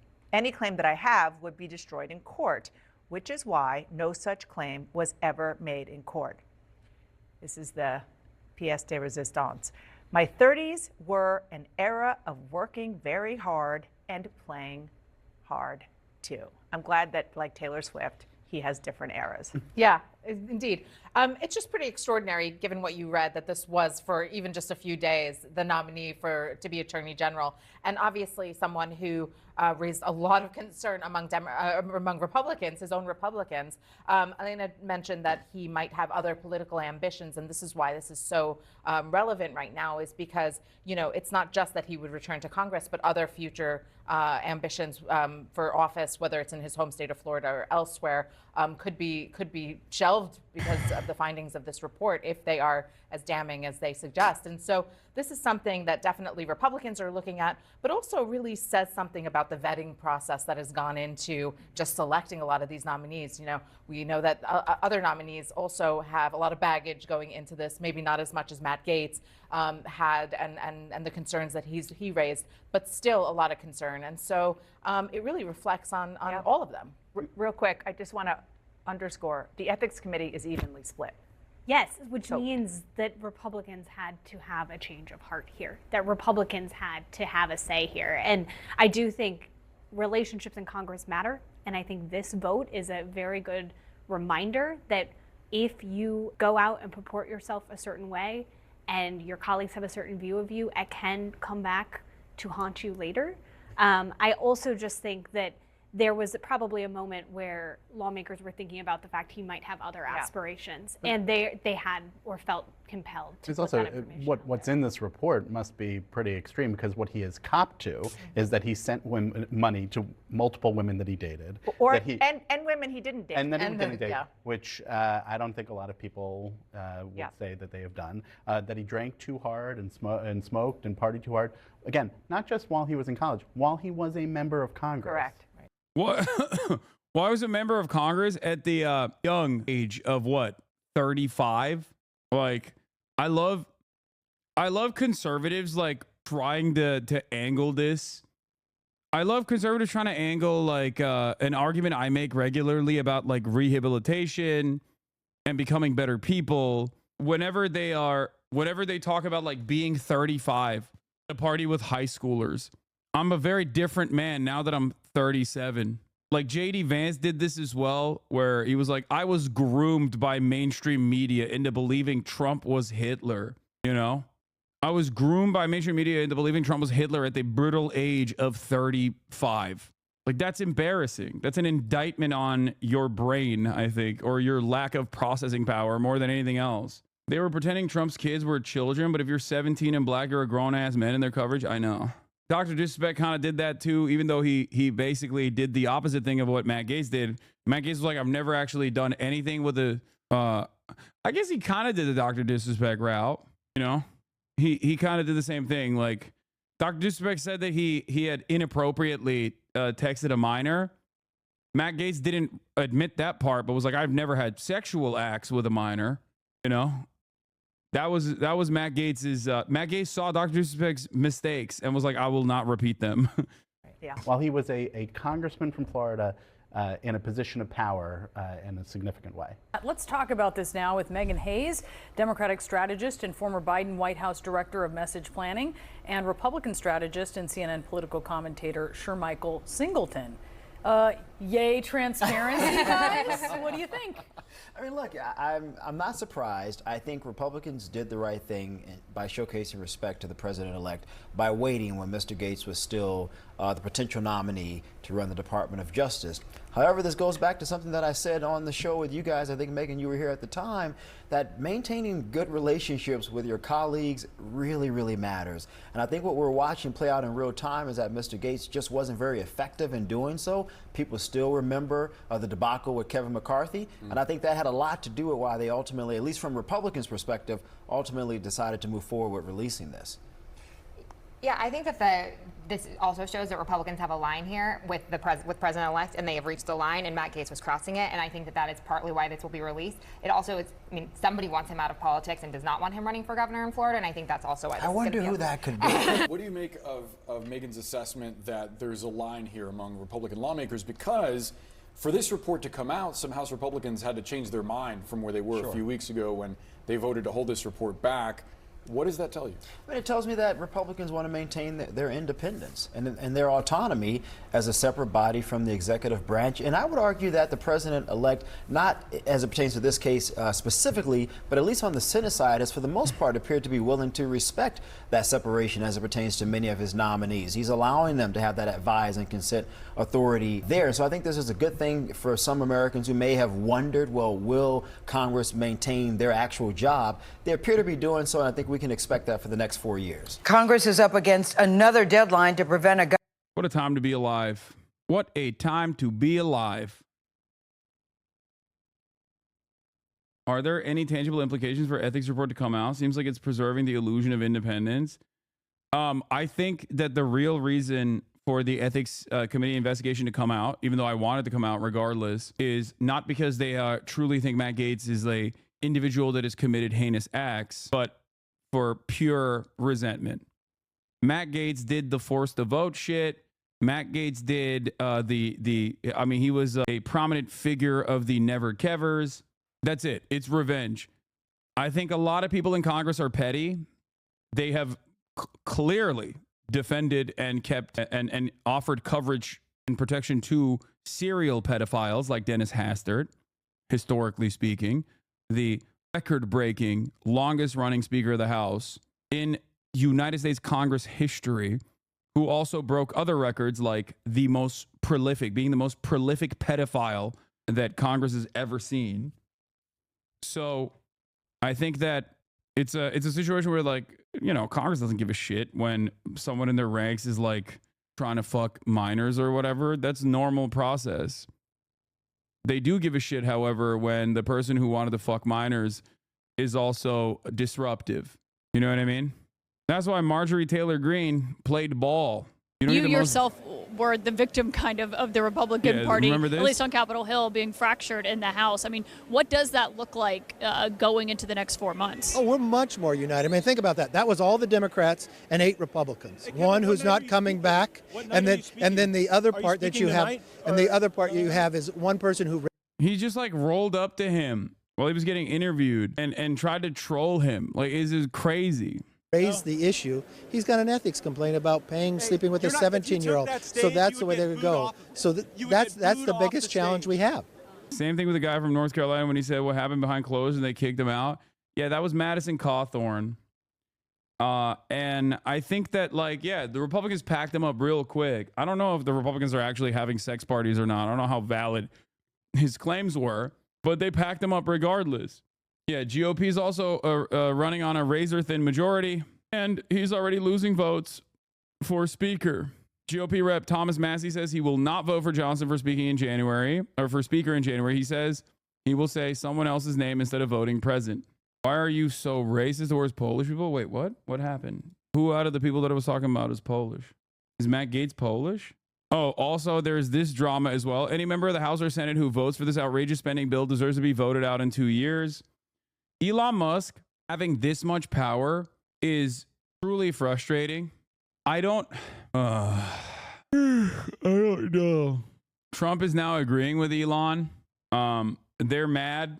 They're mad about this spending package, and I feel like it's not necessarily the expenditure here that is at play, but I think they're testing the grounds for how much they can bully Congress even before Trump assumes the role. Like it feels to me, but a brilliant leftist mind told me buying Twitter was a mistake. One computer joke getting motion, you're getting canceled. Oh my God. Yeah, first of all, buying Twitter was a massive failure for Elon Musk. Okay, it was. He was forced into buying it. It was financially a massive fucking L. You think he wouldn't have this level of motion if he didn't buy Twitter? What are you, fucking stupid? Like, yeah, Elon Musk would not have this level of access to Donald Trump if he hadn't bought Twitter. He's a fucking billionaire. At this point, everybody understands that he could have dropped 50 million instead of $46 billion for Twitter, and he still would have been able to run a super PAC for Trump and absolutely gotten the same level of prominence. What is this? Oh, I saw this. This is Trump's this is one of Trump's many different haircuts. He tries to pull this out every now and then. I don't know why. It's like weird. And then it's kind of funny because you see Republicans across the board react like babies. You know, when a baby sees their father for the first time without a beard, like when a father shaves their beard and the baby starts freaking out. That's how Republicans are every time they see him look like this. They lose their fucking minds. They're like, whoa, what's going on? That's Donald Trump. Yeah, I like to think this is his alter ego. He just looks extra sassy. Maybe he's just fucking feeling himself, honestly. He's like, I look good. I've been on the Ozempic. But yeah, there is a lot of drama in the halls of Congress, specifically on the Republican side. But when is there not drama? These guys are so primed towards obstruction that they, as I famously have said time and time again, love obstructing themselves when there's no other targets to obstruct because the Democrats are so fucking incompetent and they can't secure any kind of power or influence in government at all. Government shutdown. The money will run out in less than 48 hours, but congressional leaders say this, they've agreed on a short-term budget. The trouble is, many rank-and-file Republicans do not like it. Nicole Killian is on Capitol Hill with more on this story. Nicole, it sounds like it could be problematic. Good morning to you. Hey, good morning to you. Congressional leaders are hopeful that this could pass, but they're already encountering some opposition. The 1,500-page stopgap bill funds the government through March 14th of next year. It includes more than $100 billion for disaster relief. That is something that the Biden administration had requested to help communities impacted by the devastating effects of Hurricanes Milton and Helene. It also replenishes Oh my God, the White House threw a holiday going away party with the resistance grifters and Hunter Biden. Look at my Democratic Party dog. We're getting a third Trump term. Yeah, I saw this and I was so devastated because I guess my invite got lost in the mail. My invite must have gotten lost in the mail because I was not invited to the White House Hunter Biden going away party. I thought I was a creator for Kamala, dog. What the fuck? That's messed up. That's messed up. Hunter Biden got Flavor Flav's number, gonna reboot VH1 with a new dating show. Yeah, I should have been there, dude.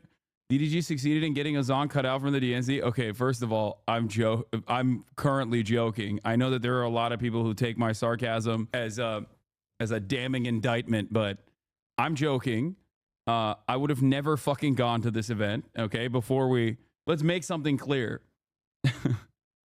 I think this event is gross, okay? Just so people understand. And secondly, pretty sure it's because when you Google you, one of the first things is still the 9/11 quote. Yeah, I don't think people give a shit. They invited me to the DNC as a prominent part of the as a prominent content creator. That's not a real the problem for anybody. You need to stop doing such dry, sarcastic humor. It causes 40% of your cancellations. Okay, dude. I mean, I'm not going to change the way I do. I'm not going to change the way I do commentary because people will deliberately misunderstand what I'm saying. Yeah, they saw bro tips. That's why. They were like, damn, dude, this thing that this satirical show that you put together and very quickly recognized was a failure, deleted 12 fucking years ago. It's really messed up. We need more bro tips. It still exists. It's called Chad Vice. But instead, it reflects my current attitude. And also on top of that is, I got to do more Chad Vice. I really do. I really got to do more of it. I'm going to try to do more of it. I want to do one before the year ends. Rice University in Houston, Texas held a divestment vote and it had 57 plus in favor. Hell yeah. Chad Vice does not exist. Problem with Chad Vice is that dare you to just call it bro tips and drown out the noise. Well, the reason why it's Chad Vice is because it's not just for bros. It's for the ladies too. We give a lot of advice to the ladies. Problem with the Chad Vice situation is that it's hard to get like cool stories, but also on top of that, it's hard to get guests together. FEMA's disaster relief fund and another small business recovery fund that had been depleted. The package also contains $10 billion in direct economic assistance for farmers, and lawmakers tacked on a provision to address the recent drone sightings in the Northeast, extending a program aimed at countering threats. Now, this morning, billionaire Elon Musk says this bill is full of pork and says it should not pass. Elon Musk, of course, has been tapped by the president-elect to head up a new cost-cutting commission next year. Gail? Nicole, before you go, Trump, as you know, went after one of his Republican critics on Truth Social last night. So what is this all about? Well, the president-elect... Like, I'll give you one example of how little that shit matters, especially if it's, like, not reflective of your current values. And I'm not even saying this as, like, disrespect, but Dean himself, he was there. I've been meaning to have him on the stream. He is the debate TikToker, liberal Spider-Man. And apparently he had, like, in as early as 2017, said a bunch of racist stuff. But he's, like, reformed from that position. He's no longer, like, that doesn't reflect who he is now. You know what I mean? So that shit doesn't matter at all. Most people in the real world do not have these, like, incredibly hardline approaches. It's mostly just internet shit. And while the internet takes up more and more space in our daily lives, the internet takes up more and more space and has the capacity to change the real world, as a matter of fact, that dynamic might shift. But for the time being, it doesn't really matter. Most people are just like, yeah, okay, that's what this person said back then. Is he still saying those things? If not, then I don't really give a fuck. You know what I mean? Your audio is popping and weird. Wait, really? Or is that one person? I think you should try. Oh my God, everyone said no. I think you should try and reform to be a little less debate lordy, dunky, but otherwise good. Yeah, when he's in LA, I'll have him on. He's planning on pulling up. Well, I do think boundaries need to be created with what we do and don't tolerate in real life, but people changing for the better should be celebrated, and internet culture doesn't allow for that. No, I don't even think that is like an internet culture thing. It's just like it's just utilized against people you don't like. That's it. And even if you like someone and you no longer like them, it's utilized against them when you no longer like them. But I think ultimately it doesn't really matter. Most people understand. You can make a convincing argument to be like, this is fucking ridiculous. And that's all it is. You know, that's it. I have always been an advocate for reform, rehabilitation, for heinous crimes even. So it's not like I'm a like if I'm an advocate for reform and rehabilitation for someone who has done like a horrific crime, then of course I'm going to be an advocate for reform and rehabilitation for someone who hasn't even done a crime but instead has been awful in the past. You know what I mean? You always talk about how you had a transformation from your previous beliefs, but I've never heard you talk about it. What was your awakening moment? Can you share a part of your journey? Yeah, I've talked about it. I actually recently, a couple weeks ago, brought it up. I mean, I bring it up regularly, especially with transphobia, because it informs my perspective. I've talked about it on Pod Save America years ago. I've talked about it on my Jordan Peterson coverage years ago as well, when I was at the Young Turks. It's just an evolution from. I've talked about it yesterday as well. Basically, I reformed my my perspective after like seeing trans people, like encountering trans people in the real world, and seeing them as normal human beings, basically, and not this like out group that is weird and I don't understand them at all. You know what I mean? Most people will have that moment in their lives as well. Wish more people could do that. I think a lot of people do that. there are plenty of trans chatters in this community that I suspect have had a moment like that with other people as their coworkers. You know what I mean? Like the greatest antidote to bigotry of any sort is encountering a person of this background and treating them with humanity and dignity and understanding what they're like, understanding that you have a lot of similar opinions. Sam Cedar is going on Jubilee. He's in Cali in January. Have him on. I know. I've talked to him already.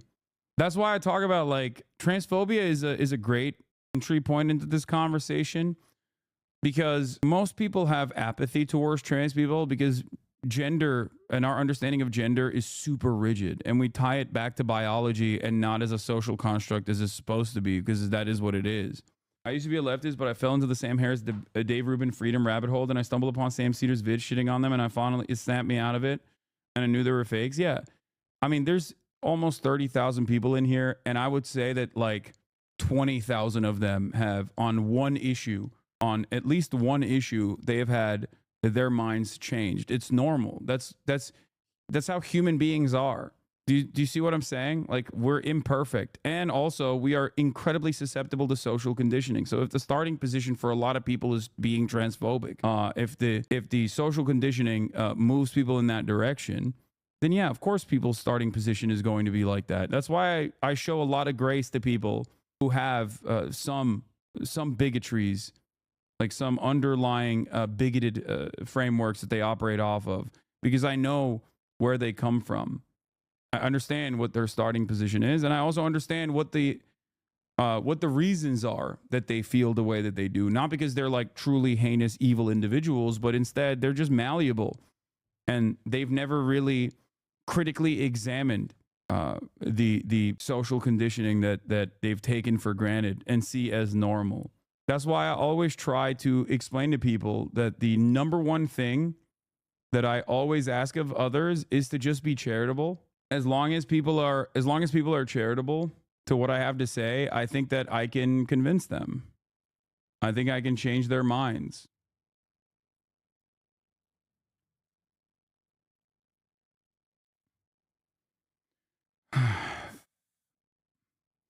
It might be just my subjective experience, but I feel like a decade ago, no one was really aware of trans people like they are now. A friend of mine came out as trans in high school, and she was allowed to compete on a women's track team, and no one really gave a fuck. That doesn't happen now. I don't know why. Yeah, no, for sure.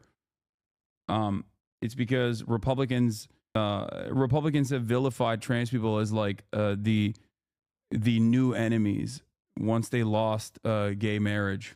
Once they lost their grip on shitting on gay people, they moved towards trans people as a new appropriate vector of hate. And everything that they've done in that time frame has been to basically create a permission structure to shit on trans people. If you can't do it through the bathroom bills, and that actually causes people to resent you, then you do it through other focus tested methods of communication, like sports. Posted that former Congresswoman Liz Cheney could be in a lot of trouble and should be investigated by the FBI for her actions on the January 6th Select Committee. Trump's comments came after a congressional subcommittee report alleged that Cheney should be investigated for witness tampering, accusing her of colluding with a witness who testified before the January 6th committee. Cheney said that the report fabricates lies and defamatory allegations in an attempt to cover up what Donald Trump did, and that the allegations are a malicious and cowardly assault on the truth. The Biden administration has not ruled out issuing preemptive pardons for prominent critics of Trump, which could potentially include Cheney. Gail? There's a video from like 2018. From a stream that I did in 2018, like one of the earlier streams I did, where I talked about a concept that I like to call privilege blind spots. There's an intersectionality to privilege, and I have never been able to find it, and I don't even think that Little Bear has been able to find it either, even though she has scoured all of my commentary. And I don't know where it is, but I feel like that's one of the more instructive videos that I've done, that I have basically repeated over and over again. No, it's not the You Are Not White video. No. Battle Goth 55 is on. If you hate America so much, why do you hate living here? Or why are you living here?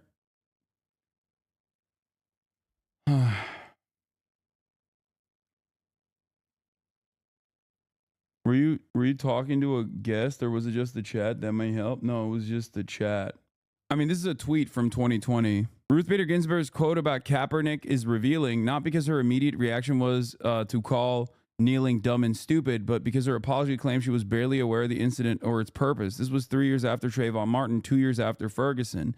My point is, we all have privileged blind spots. This is something I talk about quite often, but that's quite a large one to have as one of the more progressive Supreme Court justices making profoundly important decisions that impact our lives. But that's not, man, I don't know if it's just a social construct thing. Trans women playing sports as elements of biology, which is why it often goes there. No, the point is, why do people see your opinion as hate when it's your view on how you see something? I mean, you can have a personal perspective that is rooted in hate and is reinforcing hateful constructs. So, you know, it's not just like, this was from September 19th, but this is not what I'm thinking about. This is from the video I'm looking for. I think it's on my YouTube page as well. I just don't know where it is, but it's about, but it's basically about like hoping that people can be charitable to one another, and understanding that everyone is on an educational journey, and that being normal and being charitable to other people and just being like a cool person to be around is probably the greatest antidote to any kind of bigotry. And the intersectionality of privilege plays a role in this. Were you having a convo with someone at the time? No. What is this? No, this isn't. That is not the clip. My point is this. My point back then, and it remains, is this. Every single person living in the United States of America automatically has some level of privilege over people that live in the third world, for example. And that privilege causes people to have blind spots towards people living in the global South. That's just one example, right? A black man under the same intersectionality dynamic will obviously be less privileged than a white man, but will still, if they are cisgender, heterosexual, might have certain privileges or blind spots born out of certain privileges against a black woman or a trans woman, right? Ultimately, though, this is simply a principle that I abide by in understanding where people are coming from. Okay? Especially because I recognize that, was it this vid? Hasanabi's guide to de-radicalize your friends? No. At this stuff at all, okay? I don't know anything about educating children. This is not it, but this is from 2011. That's not what I'm looking for, though. The video I'm looking for is like from 2019 or 2018, chat. That's the video I'm looking for. And it's from, it's literally, or did I say 2011? 2021, sorry. You look much better today. Maybe it's the camera. No, I just look much better now. In 2021, I was looking not great. Have you seen this? I found this legit scientific study. Yeah, I have. The legitimizing of white supremacy during a Twitch ban of Hasanabi. Yeah, I have seen this. It's from 2 university professors about my Twitch ban from 2023. Despite newer media technologies alleviating barriers eventually for marginalized groups. Is this it? Is that systemic racism just means a whole bunch of racist people who are racist individually got together and they were like, let's all be racist together? Or do you think systemic racism is something a little bit different? Something that is still certainly nefarious and may be guided by racist people or may be upheld by racist people, but is it institutionalized? Like that sort of disenfranchisement is built literally into the system. So even non-racist actors are inadvertently playing a part in that. This could be it. Say that there's, quote, institutional racism. That's basically saying that this country was built to put, colored people at a disadvantage or white people at an advantage. Okay, right? By the way, that's literally what this country was built upon. I don't know if you're aware of this, but that literally was what this country was built upon, brother. You just said it yourself. Like, I mean, chattel slavery, dog. That's like the foundations of the United States as an empire were a consequence of genocide, and then our economy. Okay, hold on. Our economy literally. Wait. Let me finish my point. And let me finish mine. And our economy literally was engined by human slavery. But to that argument, we also had a war between each other, the Civil War, to prevent slavery. So to say that this country is built on slavery, that's wrong because we went to war about it. So how is this country built on racism when we fought each other for it? Well, did we fight each other at the inception of the country? Because it seems like everyone in a position of power at a specific point, leading all the way up to what you're referencing, people were in agreement by and large, all the way up to that point. that racism should have been preserved, and then still a big chunk of the country, a big chunk of the states, the United. Who are you talking to? Back then, some random person. I used to debate more until I realized that it was like kind of idiotic and fostered an incredibly toxic environment. There's a lot of people online that have lied because I'm so open about saying that, like, I'm not the best debater and I don't really like debating in general, but I will do it if I see it to be necessary. I will do it if there are people out there that I will do it if there are people out there with like massive audiences that are regularly contributing to misinformation. Here's a moment from 2019 where you used the phrase "privileged blind spots."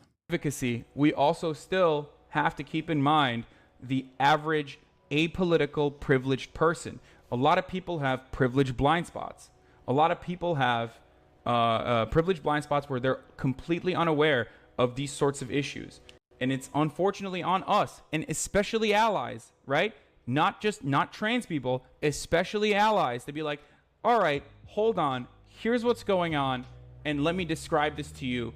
And do a decent job of describing what the issue is and why this is actually problematic. Okay? God, you sound so young. It's just the mic, man. It makes sense to not be actively debating and removes getting the point across in place of winning against your opponent. Personally, I wish you did more because I like the blood sport, but I understand why you don't like it. Yeah, the reasons why I don't like it is because the audience that debates attract are people that aren't necessarily interested in any sort of like political mobilization or real political movement. Oh, I think this is the one. I think you found it. I think this is literally the one. I was looking for this. This might be the reason. This might be the video. But my point is, debates can be instructive. Debates can be informative. Debates do have a tendency to change the minds of the 20% that are in the margins, right? 10% from one side, 10% from the other side. The rest of the people that are coming into the conversation, coming in to watch a debate, are firmly held. They have firmly held convictions, right? They have their perspective. They have their opinions. They have their worldview. They're not going to change it. They just want their interlocutor to be dominated. They want their champion, their intellectual champion, to destroy the other side's intellectual champion. And then there's some people who are a little bit more malleable. And there's value in reaching across the aisle and getting those people on your side. Having said that, however, when you consistently engage in debates over and over again, you end up creating an audience. You end up cultivating an audience that is truly toxic, that only wants that blood sport, that only wishes for you, the intellectual giant, to destroy others in the marketplace of ideas. People want more and more of that content, and it fosters a very toxic environment. There is definitely a moment in my career as a broadcaster that I can recall where I actually changed my mindset on this. It was, I believe, in the lead up to the 2020 election. I think it was in 2019, or maybe in 2020, if I'm not mistaken, where used to be friends with Destiny, but we were, on the verge of falling out.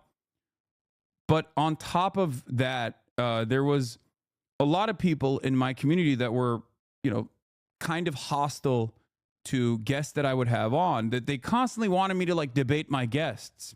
One of those guests was Ryan Grimm. And I still remember at the time, I was like, why are people being so ruthless to my guest? Like, why are they trying to pick apart what he's saying and trying to own him, right?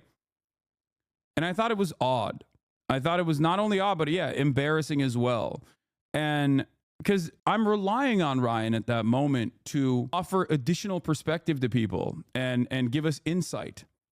Like, he is supposed to be a person that has, like, I've chosen as a vehicle to deliver more information. It's not a person that I'm like trying to destroy or debate. And that's when I realized that is when I realized, like, damn, I think that constantly seeking out interlocutors to destroy in the marketplace of ideas fosters a community of people that aren't necessarily like-minded, but instead just simply want that over and over and over again. You explain it here. Interest in maintaining a position. They are debate mercenaries. They have no real ideological rudder. They will debate both sides of an issue with the same level of passion. Yes. It depends on who I'm arguing with. I mean, I know what he's getting at. He's trying to say that I'll take contrary positions on a thing. But if that's true, then give me an example. What's the thing that I'm a debate mercenary on? When Destiny argues against conservatives, it seems like it comes down a lot harder on Israel. Well, yeah, usually because they're saying that Israel is doing nothing wrong. But when he argues against lefties, it seems like it comes down really hard on the Palestinians. Well, yeah, because lefties say Hamas does nothing wrong. Like, yeah, I mean, that's kind of what ends up happening because none of these conversations are good. They're all garbage. I feel very confident that I could actually win a debate where I'm arguing in favor of flat Earth, just because you can always route it back to like esoteric physics concepts and then the person looks like they've lost. When you go into a debate, if you don't really know the subject matter, you can kind of use like rhetoric and logic to kind of brute force your way through it if the other person's not as nimble. This is 100% correct. He's absolutely correct on this. This is part of the reason why I also think that debates aren't the best possible way to go on a journey of truth. Like many people regularly will say, people who enjoy debates will regularly try to moralize their content consumption and don't just like look at it as something that they're enjoying, but instead it's actually an educational journey that they're on. And debates are the best possible way to arrive at the truth, right? But that's not the case. Ben Shapiro could fucking destroy a climate scientist on the issue of climate change if the climate scientist, regardless of how correct he is, regardless of how knowledgeable he is not necessarily the best equipped at arguing those positions. Okay, that's it. People in Destiny's. That doesn't mean that the climate scientist is wrong. That doesn't mean that Ben Shapiro is correct. He simply can appear correct. He simply can appear as a domineering force in that conversation. That's because the format itself lends itself, especially online, to people who are gifted rhetorically, people who are better orators. Destiny does this quite regularly. He doesn't have all the information. He is not the most knowledgeable on any of the subjects that he discusses.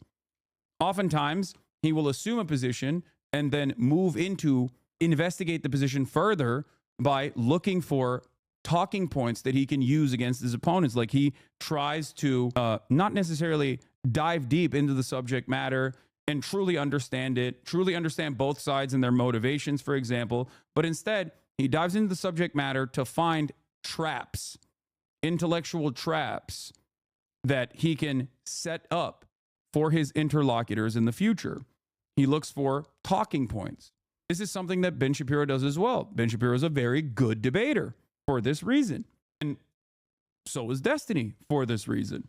This is the reason why a lot of these people, Ben Shapiro and Destiny and many others that engage in debate, feel confident enough that they can actually destroy their interlocutors in the marketplace of ideas, even if the person that they're debating is actually more knowledgeable than they are. That's it. But this doesn't mean that they're correct. It simply means that they have they have a tendency to appear correct. And it's very frustrating because you end up making your audience less intellectually curious. You end up making your audience intellectually incurious people who are constantly seeking out talking points rather than any sort of additional truth seeking. Yeah, Charlie Kirk, Steven Crowder, these guys do basically the exact same method. That's why I find it unproductive usually.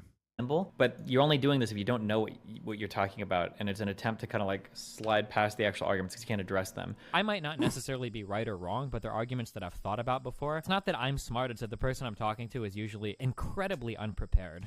It's not like my position is hidden. I'm just not going to argue every single possible point that I have if I show up to argue with somebody about something, right? If I can find some guy that's really confident in his positions, it's super loud about him online, I'm about to get a 300,000 view YouTube video roasting and grilling the fuck out of them on my stream, right? That's what we do, right? We're debate bros. zeros. What is winning? The other person deletes their account after. If they or gets fired from their job. Humiliated. Yeah. Like, how do you feel after you win? It's like doing cocaine for the first time again, every time. When I debate somebody, I want to be really fucking brutal, and then I want that person to like feel like an idiot. I want them to look like an idiot. If I make your content creator look like an idiot, well, ooh, now you kind of feel like an idiot. That doesn't feel good. I'm the debater archetype. Yeah. You do the same shit. You act like you are knowledgeable and act like you are. You do the same shit, bud. I would like for you to present some examples if you possibly could. There are issues that I'm not the most knowledgeable on, and I will be. I will readily admit it. I don't know why people immediately go, "Oh, this is projection," especially when I'm talking about something like a position that I've held for a very long time, for specifically the concept of debates, like the concept of debating online. Bud, mods precision strike the second he's off camera. This is a joke. No, don't ban that person immediately. I wanna hear what he has to say. But basically, my point is this, okay? When you don't have a moral compass or something that guides you through the world, like when you don't have like an empathetic approach to all subjects, okay? And you're simply invested in destroying your ideological opponents in the marketplace of ideas. The audience that you foster in that process is not invested in a political project usually. They're just simply invested in you destroying people. They like the pseudo-intellectual wrestling component. They like the drama. Does that make sense? And I don't like the toxicity that brings on, because then you're kind of at the whims of your audience. They constantly want you to burn bridges. They constantly want you to write manifestos and drop nukes on people. And not only do I think that is unproductive in creating both class consciousness or creating a larger tent of like-minded individuals that you're not supposed to immediately cast aside, which is something that I routinely advocate against in this community, regardless of what people think of me or this community. This is something that I have time and time again railed against chatters on when they're so unimaginably uncharitable. Right? Like, I have a very open goal. I want people to this is so cringe. Bring the guy on stream. Stop reacting to 6-year-old clips that are designed to make him look bad. Lamau attack. What are you? I don't know. I don't even know what you're talking about. Are you talking about Destiny? 6-year-old clips? I think this is like new shit. But regardless, this is not about Destiny at all. This is more so about the concept of debate and the toxic audience that it attracts. And I think you're kind of proving that point that I was making. Do you see what I mean? I feel like a lot of time you'll disregard people's view and bash them if they don't align with yours. I don't know. Like you say, you say you're a socialist, but actively benefiting from capitalism. Sorry to be rash in my first comment. Wait, but it has nothing to do with the first comment that you said. The first thing that you said was that I present myself as the most knowledgeable person and then immediately try to like bully and ridicule the person I'm talking to. And there's plenty of moments where I do that, but that's usually after charitability has gone away, where I see someone and treat them as a hostile factor. It usually takes a decent amount for me to get there. It usually takes a decent amount of charity to erode for me to get to that position. And I only do it if it's like, it's pattern recognition to a certain degree. I only do it when like people are very clearly coming from a different community with a specific purpose to actively brigade or to actively disrupt, to actively derail. That's usually when I yell. As far as the socialist but actively benefiting from capitalism goes, it is impossible to not exist under capitalism, just so you understand. If you are truly interested in understanding this, there is no way to exist outside of those confines. But in terms of like the commodities that I produce or my own personal, the way that I generate revenue, the way that I create value, I try to keep to the most ethical ways of producing content as possible. I think many people's disagreements with me do not stem from an actual hypocrisy, but one that is envisioned by people that say, oh no, you have a moral system that I think you have, and I'm applying my standards to you, and I will not actually understand what your standards are. So I think it comes from, it's a misunderstood moral system that you have created that you apply to people. But if you're truly interested in understanding, there is no, I'm not advocating for like salary caps or anything of that nature. And I think that this is a very common misunderstood perspective where people think like, well, socialism means everybody makes the same money. Socialism means everybody lives in a brutalist architecture, government housing. Depending on where you are on the reactionary pipeline, you might even personally think socialism means nobody has a toothbrush. Communism means I take your toothbrush, comrade. I mean, these things are not correct. However, even if they are incorrect, it's something that a lot of people believe. So when the majority believes it, who cares what the truth is, right? That's it. I told someone I love democracy and told me I'm a socialist. That couldn't be true. You and your sycophants won't research conspicuous consumption. Look it up. I think if you want to understand my worldview, there are a million instances where I've brought forth commodity consumption and the ways in which I actually disagree with other prominent socialists. Like, this is not dogmatic. You know what I mean? I'm not an orthodox Marxist. I hope you understand and can be charitable about this. I think everyone deserves nice things, and that socialism inherently is not a poverty cult. It's simply what people have decided is a poverty cult.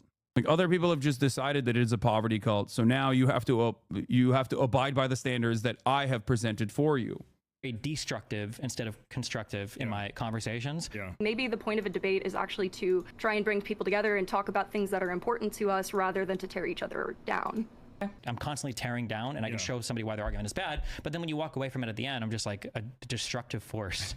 Anyway, but yeah, in terms of, I think one of the funniest things that people yell at me about is like claiming that I'm inconsistent or claiming that I am audience captured, because many of the incidents that happen online is me not being audience captured, is me railing against the chatter because they're pissing me off, because they're so like hardlined.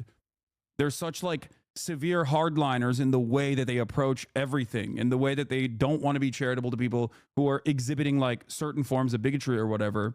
And it's ironic because it kind of it goes back to the debate sophistry as well, where they kind of do that, like leftists and progressives kind of do that as well. And it's something that I'm very frustrated by, because I think it's unproductive if your goal is to try to change people's minds.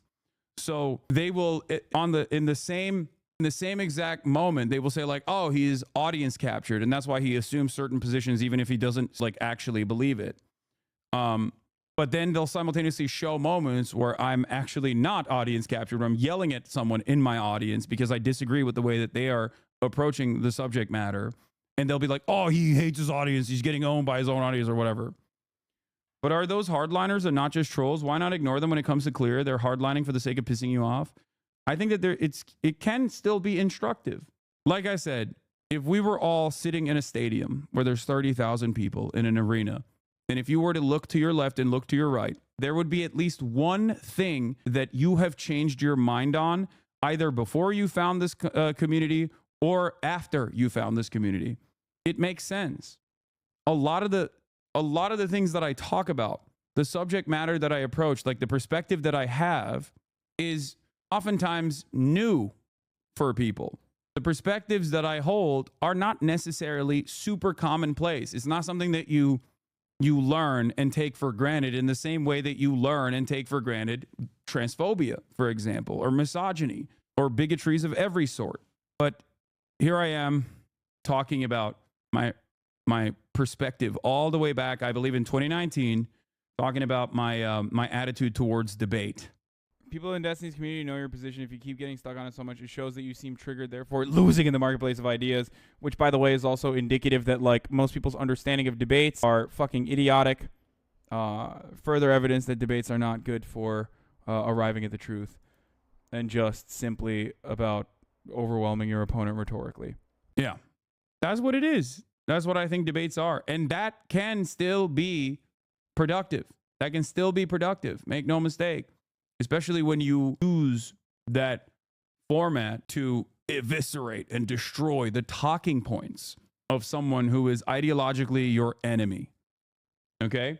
But if you are engaging in debate for the spirit of debate, because that's your primary form of content, you're inevitably going to run out of shit that you care about, and you are going to start debating the efficacy of child pornography or the ethics of accruing CSAM. Like, that's it. That's insane. That's anyway. Or you're going to find contrarian positions to argue against because you're arguing for the sake of argument. You're arguing for the sake of like winning an argument. And the community to cultivate in that process is invested not in an ideological project or the maintenance of one, but instead invested simply in the thrill of destroying your enemies. And they will then turn around and fight those battles for you as well, as evidenced by the many different people that chimed in while I was watching that brief snippet. People who are fighting the battles of someone else as loyal soldiers. For a lot of those people, we might have a shared perspective. We might have a shared worldview. You know what I mean? But they've lost that perspective. In that moment, they're simply a part of a community. And they like the sense of identity and the sense of community they get from participating in these sorts of actions. Like being a part of the process. They like being a part of the blood sport themselves. Anyway, I think you're right about most stuff. I just don't understand the need to sign an exclusive streaming contract with Amazon when you know it's only done to support Amazon and push people to get Amazon Prime and peddle their ass. To me, declining an exclusive contract with Amazon seems like the bare minimum. Well, you don't have to have this argument any longer, because not only do I not have a contract with Amazon any longer, even though I still am technically on an Amazon platform, I also no longer serve ads. So I guess that talking point kind of falls apart, don't you think? And ultimately, no, of course, the reason why I take an Amazon contract is because I know how to fucking play ball. I have to. And even in that process, when I took a contract with Amazon, I could have very easily gotten millions of fucking dollars to serve 6 minutes or 10 minutes of ads an hour. You still took the money though? Yeah, I don't have an issue with this. I don't know why you think there is a problem with this. Nobody forced you to accept the contract. It seems like you came in and you made it seem as though you were charitable, but it doesn't seem like you are actually interested in hearing my perspective. I know how to play ball, which allows me charitability as a person who still is invested in having a large enough platform that I can have the most amount of impact. Okay? Yes, I don't have an issue peddling the ads of Amazon, especially when the contract that I took on was advocated to make sure that I ran the least amount of ads that I can without making sure that I had any additional problems. At the time when the contract renegotiations were happening 2 years ago, that's such copeland amount, play ball, draw ball, morals, and political beliefs. Brother, I am an online content creator. I don't know why you think just admit you're greedy and move on, bro. Okay. Notice how this conversation started with like some semblance of charitability and very quickly turned into just admit you're greedy and move on, bro. Let's say that I am. What changes about the arguments that I've presented? Let's say that I love capitalism. I'm a capitalist. I love capitalism. Do you have a disagreement now with any number of different arguments that I present? Sure, I'm a capitalist. I'm a greedy capitalist. Okay, now let's talk about the things that I talk about. Do you have an issue with any of the things that I talk about? Are you simply that simple-minded that you're just like, oh, dude, socialism means no ads? Yes, because you present as anti-capitalist and anti-capitalism. No, I'm not. I just said that I love capitalism. I am not anti-capitalist at all. There you go. I love capitalism. Now let's discuss for-profit healthcare. Let's discuss why we don't have public education all the way up to college. Do you have an issue with those things? Yeah, I'm a capitalist. I still like labor unions. Do you have an issue with that? People don't want to tackle the things that I advocate for, so they immediately just go straight to the core, straight to the speaker, straight to the person, the messenger, because they don't want to tackle or talk about the actual message. And instead, they go, you're a bad person. You're hypocritical. Okay, I love capitalism. You got me. Do you guys understand, for everyone else in the chat, do you understand why it is unproductive if my community was full of people like this? and they would constantly go into the chats of other people and would fight these battles, I think that it would be gross and shitty and lame. This is entirely the reason why I think simply debating for the purpose of debating is idiotic and creates like a very toxic environment. The problem is that people like you, the largest advocates for socialism, are unable to do the bare minimum to live along the socialist ideals.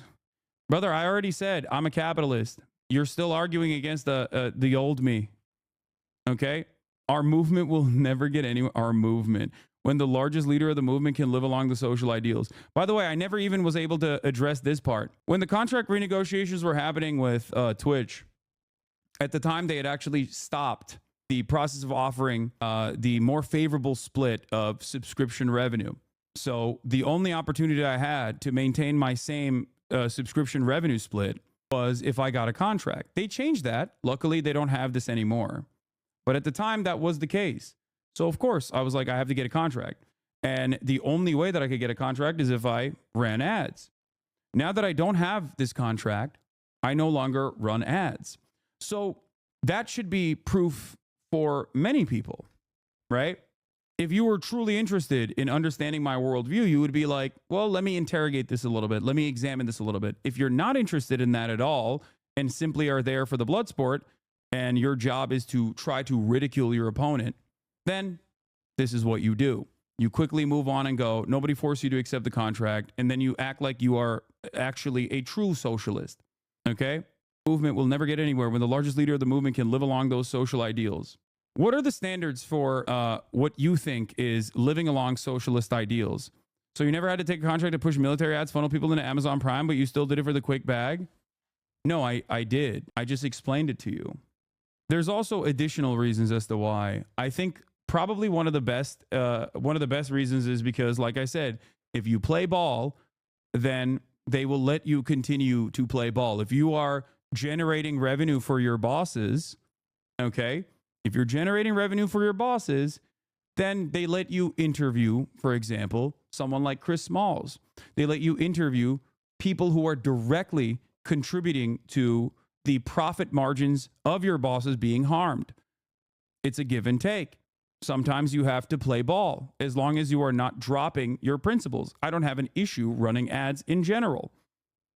There are, however, plenty of ads that I do not run, plenty of sponsorships that I've actually willingly cast aside. I openly talk about that. A bare necessities budget would be the bare minimum. I don't think a hyper-capitalist lifestyle is good. A bare necessities budget. So can I ask you something? In all seriousness, why are you still invested in this Hassan, you're a socialist thing? I'm not. I'm a capitalist. I love capitalism. I asked you to argue against positions that I have, like, you know, moving American society in the direction of a social democracy, for example. This is what I believe. This is something that I'm very public about. Free healthcare, free education, and the like. Why are you so simple-minded as to constantly go, you're a socialist and socialism is a poverty cult and you need to abide by these standards that I placed upon you, instead of having a more productive, more intellectual conversation about the issues that you have supposedly with the things that I advocate for? Is it perhaps because you don't necessarily care and it's more so just to, once again, in your own weird way, try to ridicule your interlocutor in the marketplace of ideas? Do you have any specific policy prescriptions to achieve free healthcare and free education? Everything you say is just vibes-based analysis? Well, there are plenty of videos that you can watch that I have done over the course of the past 10 years, I would say, on all of those issues. Maybe you should go and watch them and then come back, because this is ultimately the reason why I ban debating or annoying derailers, because they're simply invested in drama baiting. And I was having a different conversation here, and there's 30,000 other people. And I think ultimately it becomes far too unproductive. I'm not going to sit here and go over this over and over again for one singular individual. No, you banned them because you lost every argument? Sure. And not because you're being imaginably selfish. You only debate train and XQC. First of all, that's not true. And I think you know that as well. I debate people when I find it to be productive, if they have a large enough audience that have individuals that I can potentially change the minds on. Don't forget Willie McLemore. I know. And the 15-year-old Israeli that bodied you. At a certain point, I think people understand exactly what's going on. We've gone far past that point. But hey, I almost want to fucking bring you up on guest star. I wonder where this guy came from. Yeah, I know. Like, imagine me being like, listen, do you have an issue with my advocacy for socialized medicine? And you go, my favorite idiotic drama farmer actually made a video on you, openly admitted that he actually didn't even know that I was covering BBC's analysis, a video that I actually watched pieces of and realized he was actually clipping things that I was saying that I was against to make it seem as though I was in favor. Like, for example, Russia invading Ukraine. And no, you didn't ask me to debate specific policy. You asked me about how I would implement socialized medicine when I've talked about it over and over again over the course of the past 10 years. If you have any sort of counter examples or any sort of counter arguments off of this pre-existing coverage, considering that you seemingly have many disagreements with me, then you should be able to come in and bring those points up. This was ironically something that I brought up with Willie Mack as well. I was like, Willie, seemingly have a very, you seemingly have this this very serious conviction, right? You have all of these like these convictions against like what I do. Can you please bring them up? And he was like, well, watch my YouTube video. I was like, okay. Why are you coming in here with no actual fucking firmly held conviction other than fuck Hassan? Okay, that's it. You can't cite the dozens of videos in which you read tweets and claim that you have a policy prescriptive on how to achieve free healthcare and education. If you simply think that all of my commentary comes from reading Twitter posts, okay, especially when you're here a week after I had the fucking Federal Trade Commissioner, okay, the commissioner of the FTC, Ta-Nehisi Coates, where I routinely interview politicians, routinely interview people that are directly a part of the legislative process, activists, organizers, then I'm afraid that we can't have a normal conversation because you're just not equipped enough to have this conversation. And Stavros as well. Bro, I'm asking for one policy. Holy shit. So you're admitting that you have no understanding of any of the policies that I have advocated for. Am I getting that right? Because I didn't just give one policy example, I gave multiple in terms of universal health care, inevitably moving towards a nationalized structure or free college education. They're both policies. It's not vibes based at all. These are policies that are implemented in countries like the one I come from, Turkey. Turkey has a nationalized healthcare structure. And on top of that, there's also private elements as well. Turkey also has free public education. Buzzwords. What do you think policies are? Get rid of the time waster. He's distracting you on purpose. I know. I want him to clarify. What is your counter argument against having a universal healthcare system in the United States of America? What is your, I did clarify, my message isn't showing up. You can't just cite the dozens of videos in which you read tweets and claim you have a policy prescriptive on how to achieve free healthcare and education. I am for universal healthcare. Oh, you are? Oh, fantastic. So what's your disagreement with my advocacy for universal healthcare? I think that considering that healthcare across the board, okay, whether it's pharmaceuticals or any sort of medical care whatsoever, is a good with inelastic demand, that there should either be severe market regulations implemented by the federal government, or it should not be for profit at all.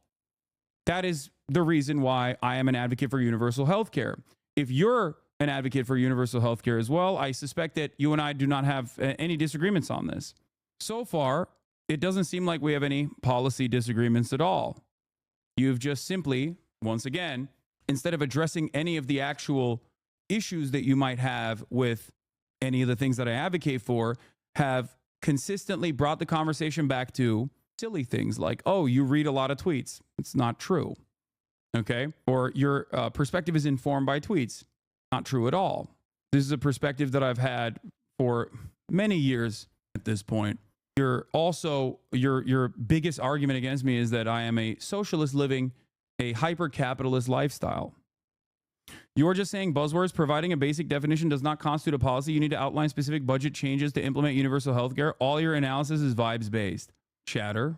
This is why I said, go and watch one of these videos, one of these many different videos that I've done whether it be an advocacy for single payer healthcare or any kind of like socialized medicine, any kind of videos I've done on socialized medicine, because unpacking for the purpose of one singular individual who very clearly in the videos in which you read tweets, that's not true. There are, however, tweets that I do rely on. You do know why, right? I have also made this, I've also made this known time and time again. I use Twitter, and I'm still on Twitter, specifically because all of the journalists that I trust, that I'm friends with, are also on Twitter. That is where they break their stories. Oftentimes, the tweets that I'm reading are not like summaries that some random person came up with, but instead, actual journalists that are summarizing the stories that they're breaking in the process of breaking those stories.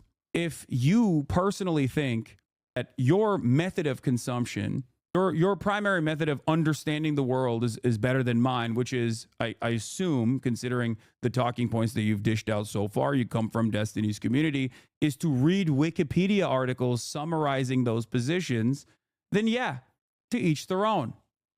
When I'm engaging in news coverage, of course I'm going to look at journalists that are breaking their stories, people that work at think tanks that are writing out their analysis before they go on CNN to talk about that very same analysis. We just, I guess, have a disagreement. You like it when it's summarized and spoon-fed to you with a specific point of view from Wikipedia summarizations. That's it. This is not going to work, saying like, I can read tweets too, especially when virtually no one, I fucking hate D. Okay, well then you're a uniquely stupid person and somehow worse than the many DDG operatives that are in this chat waiting for their opportunity in the spotlight, just like you took over, because you're using his talking points without actually even trying to understand what my position is or what I've done. You're just in it for the sake of being, for the sake of having a moment in the spotlight where someone who you personally have emphasized as a person of importance, offering you a little bit of acknowledgement, one that you can't get from your immediate friends and family, I assume. So this is where you're being a bad child right here. Anyway, the point that I was making had nothing to do with debate lording. The point that I was making originally was not even supposed to be about just debating, but instead the intersectionality of privilege, something that I've talked about quite a bit. What position that you deserve a mansion under capitalism? Nobody deserves anything. I don't know what you're talking about. I deserve a mansion under capitalism is not a important part of my commentary. It's not even a part of my commentary at all. No guest star. It was getting so funny. Yeah, I read one crazy person. There's probably going to be a lot of people. Anyway, we're going to talk about the intersectionality of privilege. Shapiro type, who it's not like Ben Shapiro turned statute of limitations on racism. I think the fact that their apologies are so, I hope I was a little bit more helpful and you guys got to see how I genuinely feel. This conversation is really what is the statute of limitations on racism? I think the fact that their apologies are so tone deaf shows that they actually haven't changed. And what is the litmus test for who should be canceled? Okay, say the F word, but not be like Ben Shapiro. Does it depend on who's affected by those words? I'm going to have a thread on Twitter canceling me now. Probably. The thing is, like, I obviously also participate in this. Like, I obviously also participate in cancel culture, as do most of you. But the way I look at it is like if they've demonstrated, for me, it's like demonstrating that they are doing this. They know better. They're doing this despite knowing better, and they consistently have done this. And maybe they're profiting in one way, shape, or form by doing that problematic behavior. Those are some elements that, and that's just like, dude, look at this. Okay, look. This is why I said debates bring forth the most like insane, the most toxic audience. After making millions, lol, copium, you could have done what Asman did for the past year. You could have avoided ads by being unpartnered like Asman did. Wholly disingenuous. You just lie about everyone who disagrees with you. Try and engage honestly. Making bad arguments for a good cause is worse than making good arguments for something bad. Be better. Making bad arguments for a good cause is worse than making good arguments for something bad. If you stop at slogans, we will never get there. You need to support a plan to implement these policies, not just the slogans. Anything that moves, any legislative action that moves America away from profit seeking in the healthcare sector, I am on board with. That is why I say that ultimately I want a nationalized healthcare system, but I am perfectly accepting of any kind of addition to expanding Medicare. Okay? I was a fucking advocate for Sherrod Brown's expansion of Medicare to the age of 55. Okay? That's it. There are bills written for it, and I have advocated for them over and over again. It's so... I don't know. Oh my God. You're getting yelled at by people who don't believe in anything. I know. It's ironic because you're not even making any argument whatsoever. You're just sole purpose in this chat right now. Your sole purpose in this chat is to present yourself as though you are with the cause, comrade, while simultaneously just like derailing. This is the other part of the problem. Every single time I bring up a person, okay, every single time I bring up a person and, you know, give them attention that they're so desperately seeking, and they feel ridiculed, other people who are like-minded also come in and go, oh, well, that guy was stupid. I got this. Hold on. Let me do this. And then you repeat the same fucking idiotic points over and over again. Yeah. Be unpartnered so you get less subscription revenue. The revenue that you're generating, get less of that. That's the socialist method. It's the exact opposite of socialism. The fuck do you mean? It's a dude who's been following since 2019. It's like always the same. It's always the same shit. It's like Destiny fans who maybe even were fans of mine when we were collaborating with one another, who then developed this like unimaginable resentment. And the question I always ask people is just like, how can you be charitable in this situation? Like, you have developed a worldview that is imaginably hostile to everything that I say. That is going to lead you astray time and time again. I hope you understand that. Like, if Ben Shapiro tomorrow started advocating for socialized medicine, I'd be skeptical of it, okay? But I wouldn't fucking advocate against socialized medicine automatically. My point is, a lot of people that don't have any sort of like intellectual or ideological rudder, no investment in the politics of it all, will turn around and advocate for the dumbest fucking shit. Sometimes you even find yourself defending Israel's genocide of Palestinians if your perspective is simply to follow whatever your favorite online personality is advocating for at any particular moment. You are going to come across like a fucking idiot to many people if you don't make up your own goddamn mind, if you don't lead from a position of empathy, if you don't have any sort of investment, and you're simply a fan, you're simply a super fan for an online content creator, myself included, by the way, okay?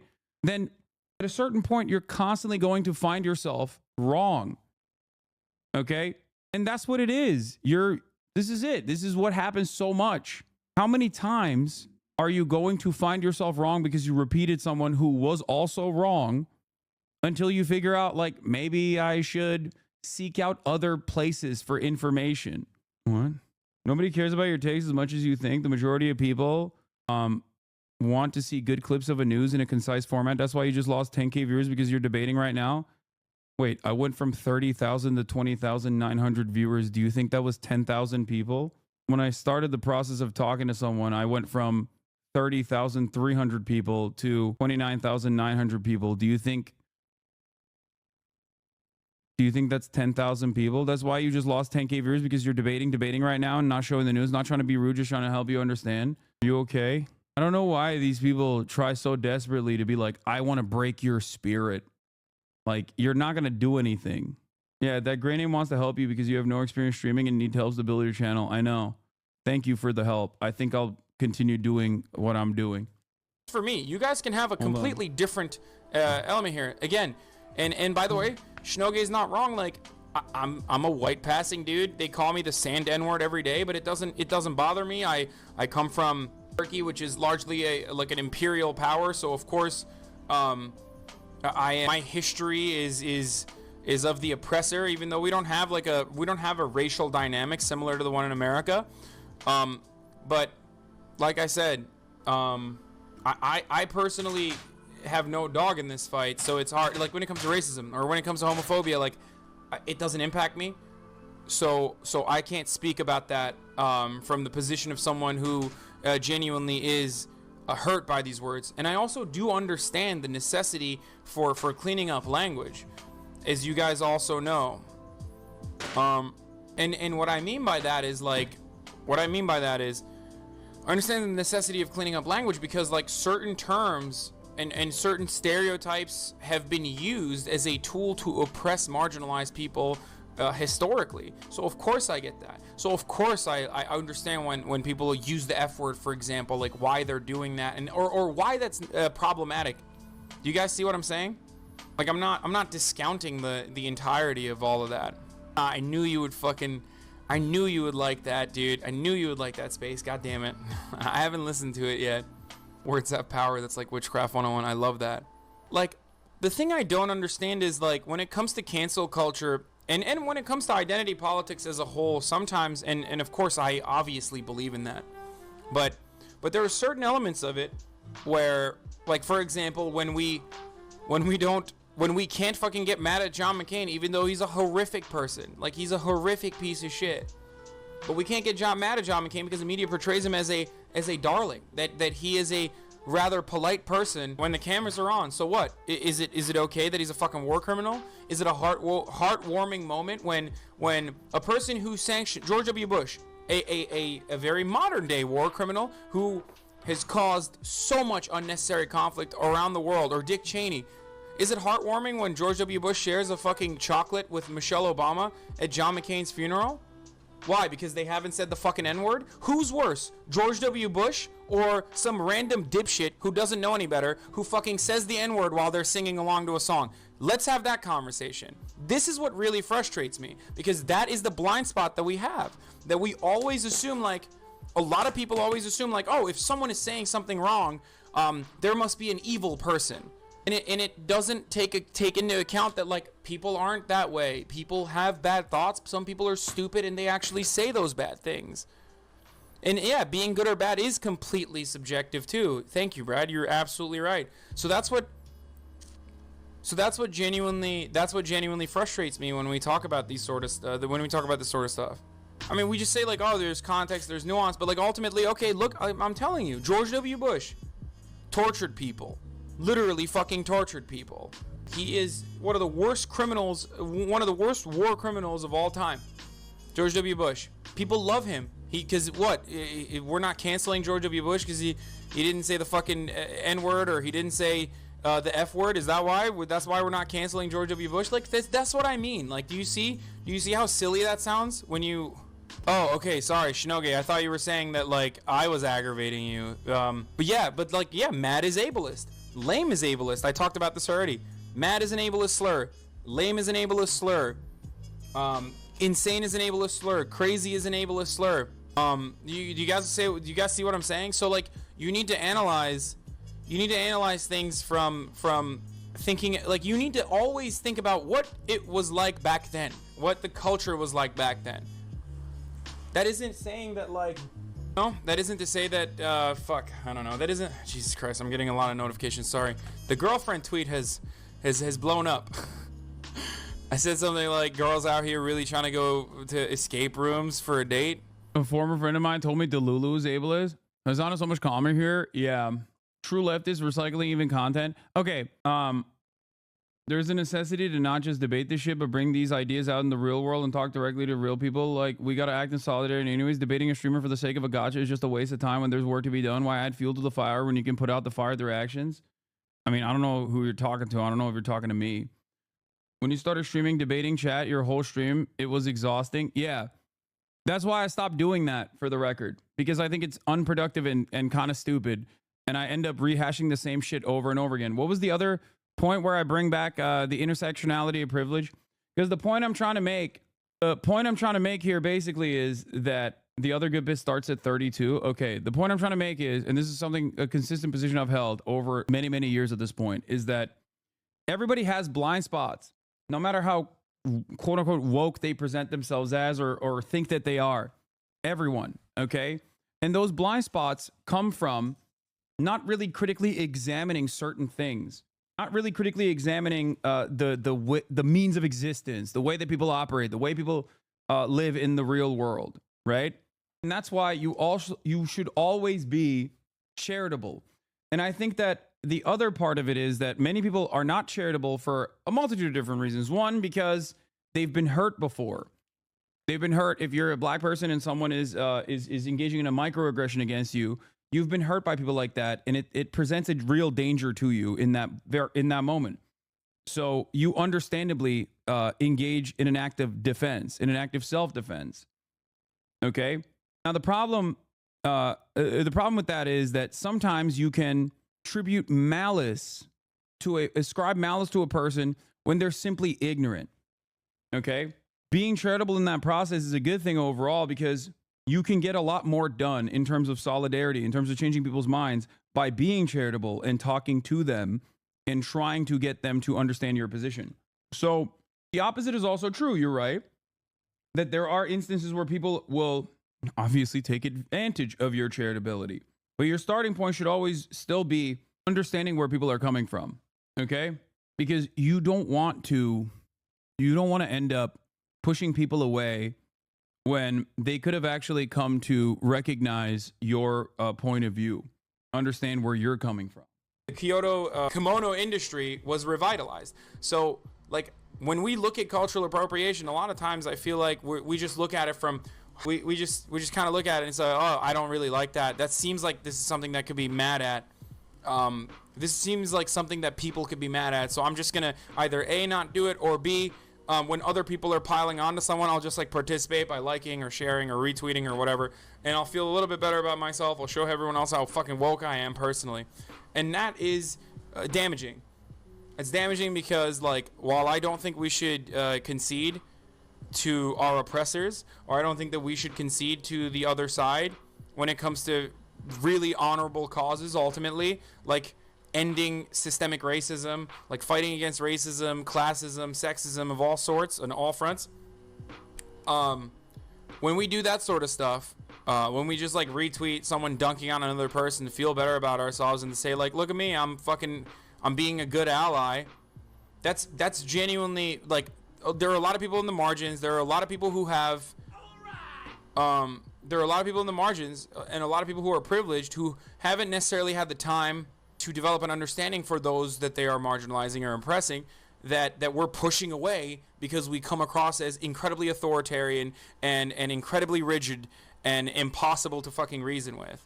So what I always try to do personally in my life and also in my commentary is try to sell this concept, to try to sell them, to try to sell everyone the talking points that I am dishing out, rather than,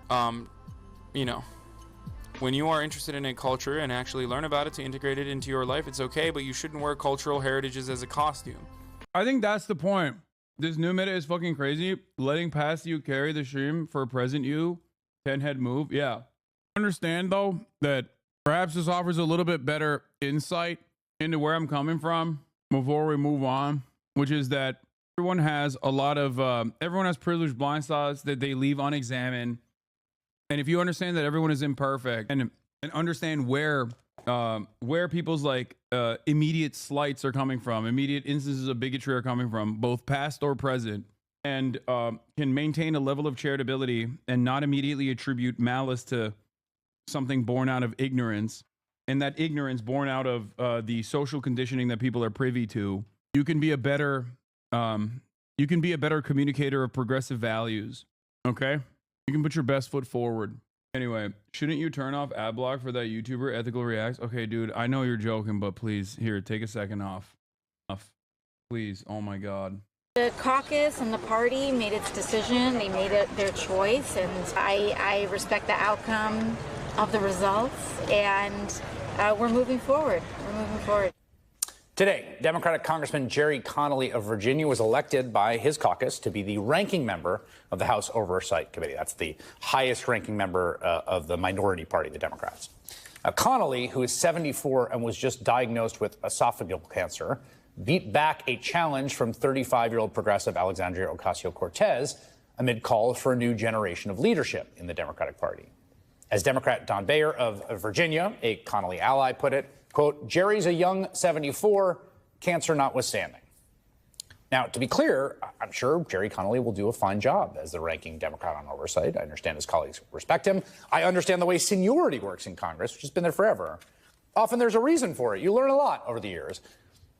But in light of everything that has happened over the past decade, it does feel like Democrats still have not learned a pretty important lesson here.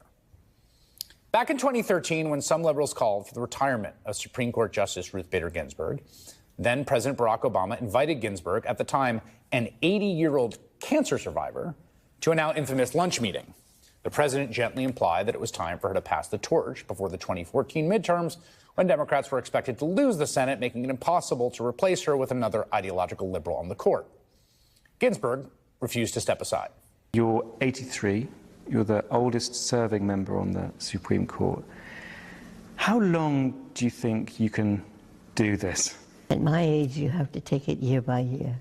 I know I'm okay this year. What will be next year? I'm hopeful, however, because my most senior colleague, the one who most recently retired, is John Paul Stevens, stepped down at age 90, so I have a way to go. Republicans retook the Senate in 2014, and they held it until 2021. Ruth Bader Ginsburg died in September 2020 at the age of 87, 3 years after that interview and 7 years after her meeting with Obama. Donald Trump and the Republican Senate, just a few months before the election, replaced her with conservative Justice Amy Coney Barrett, further cementing conservative control of the court for generations to come and facilitating the end of Roe v. Wade.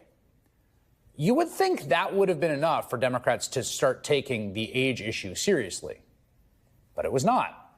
In April of last year, President Joe Biden announced he was running for re-election, even though he was the oldest man to ever serve as president and was also clearly having a hard time communicating at the level necessary to occupy the bully pulpit. It wasn't until over a year later, when Biden gave a cataclysmic performance in his first debate with Donald Trump, that the Democrats changed course. After a wrenching, excruciating process just months out from the election, Biden, again, to his credit, finally stepped aside under enormous pressure. But he clearly didn't do so under the conditions, we can say in retrospect, that would have been best for Democrats to run a winning campaign. You would think that would have been enough for Democrats to start taking the age issue seriously. But it was not. Jerry Connolly won that vote today. And he did so thanks in part to former Speaker Nancy Pelosi whipping votes for him. Now, again, to her credit, enormous credit, Pelosi did choose to step aside and relinquish her job as House Minority Leader. From a hospital bed, fresh off of a hip replacement surgery. This is a gerontocracy, and I don't know if the Democrats will ever fix this problem. They find new ways to be depraved, in my opinion. She literally whipped votes for a 74-year-old with cancer against a popular 35-year-old, a prominent position in the Democratic Party that would at least like bring in some new blood from a fucking hospital bed as a like 85-year-old. To a new generation of leadership. She also played an enormous role in the successful effort to push Joe Biden to step aside this summer, which was very hard to do and I think the right thing to do. But now Pelosi whipped votes to make sure that Connolly got the oversight job over the young star in the party, even as the 84-year-old Pelosi is recovering from hip surgery after suffering a fall. It feels like a moment of genuine madness. And look, no one wants to think about their own mortality. I sure as heck don't. There are lots of people who live very long, active lives, well into their 80s, 90s even. John Paul Stevens lived years after he retired from the court at the age of 90. But as a general matter, this is a very risky undertaking for everyone. And Democrats are not taking this issue seriously, despite everything that's happened, but they need to. Democratic Senator Jeanne Shaheen of New Hampshire just said she's undecided if she will run for another 6-year term in 2026 when she will be 79 years old. And again, this is nothing against Senator Shaheen personally, but according to Pew polling from just last year, 79% of Americans support age limits for politicians in Washington. That is a striking, overwhelming number in today's polarized environment. 79% of Americans don't agree on anything, but they agree on this. And Democrats should listen. Someone in the chat said this is giving like late stage like Soviet collapse vibes. We talk about Stalinism, and yet we didn't take any of the good parts of the USSR and only do the bad shit. Not even the collapse of the USSR. I'm talking straight up like the notion that you have to be in this position of power due to simple seniority, whether you can do the task or not, doesn't matter. We're just always going to We're just always going to give flowers to loyalty. We're always going to give credit to loyalty, and we'll elevate you even if you're a graceful loser, blah, blah, blah, all this shit. Yeah, I know Stalin in late stage. I'm saying that it's not even late stage USSR. None of the good shit. No public housing, no industrialization, none of the good initiatives, only the bad. Overnight suggested that Liz Cheney broke law. Damn, this guy's good.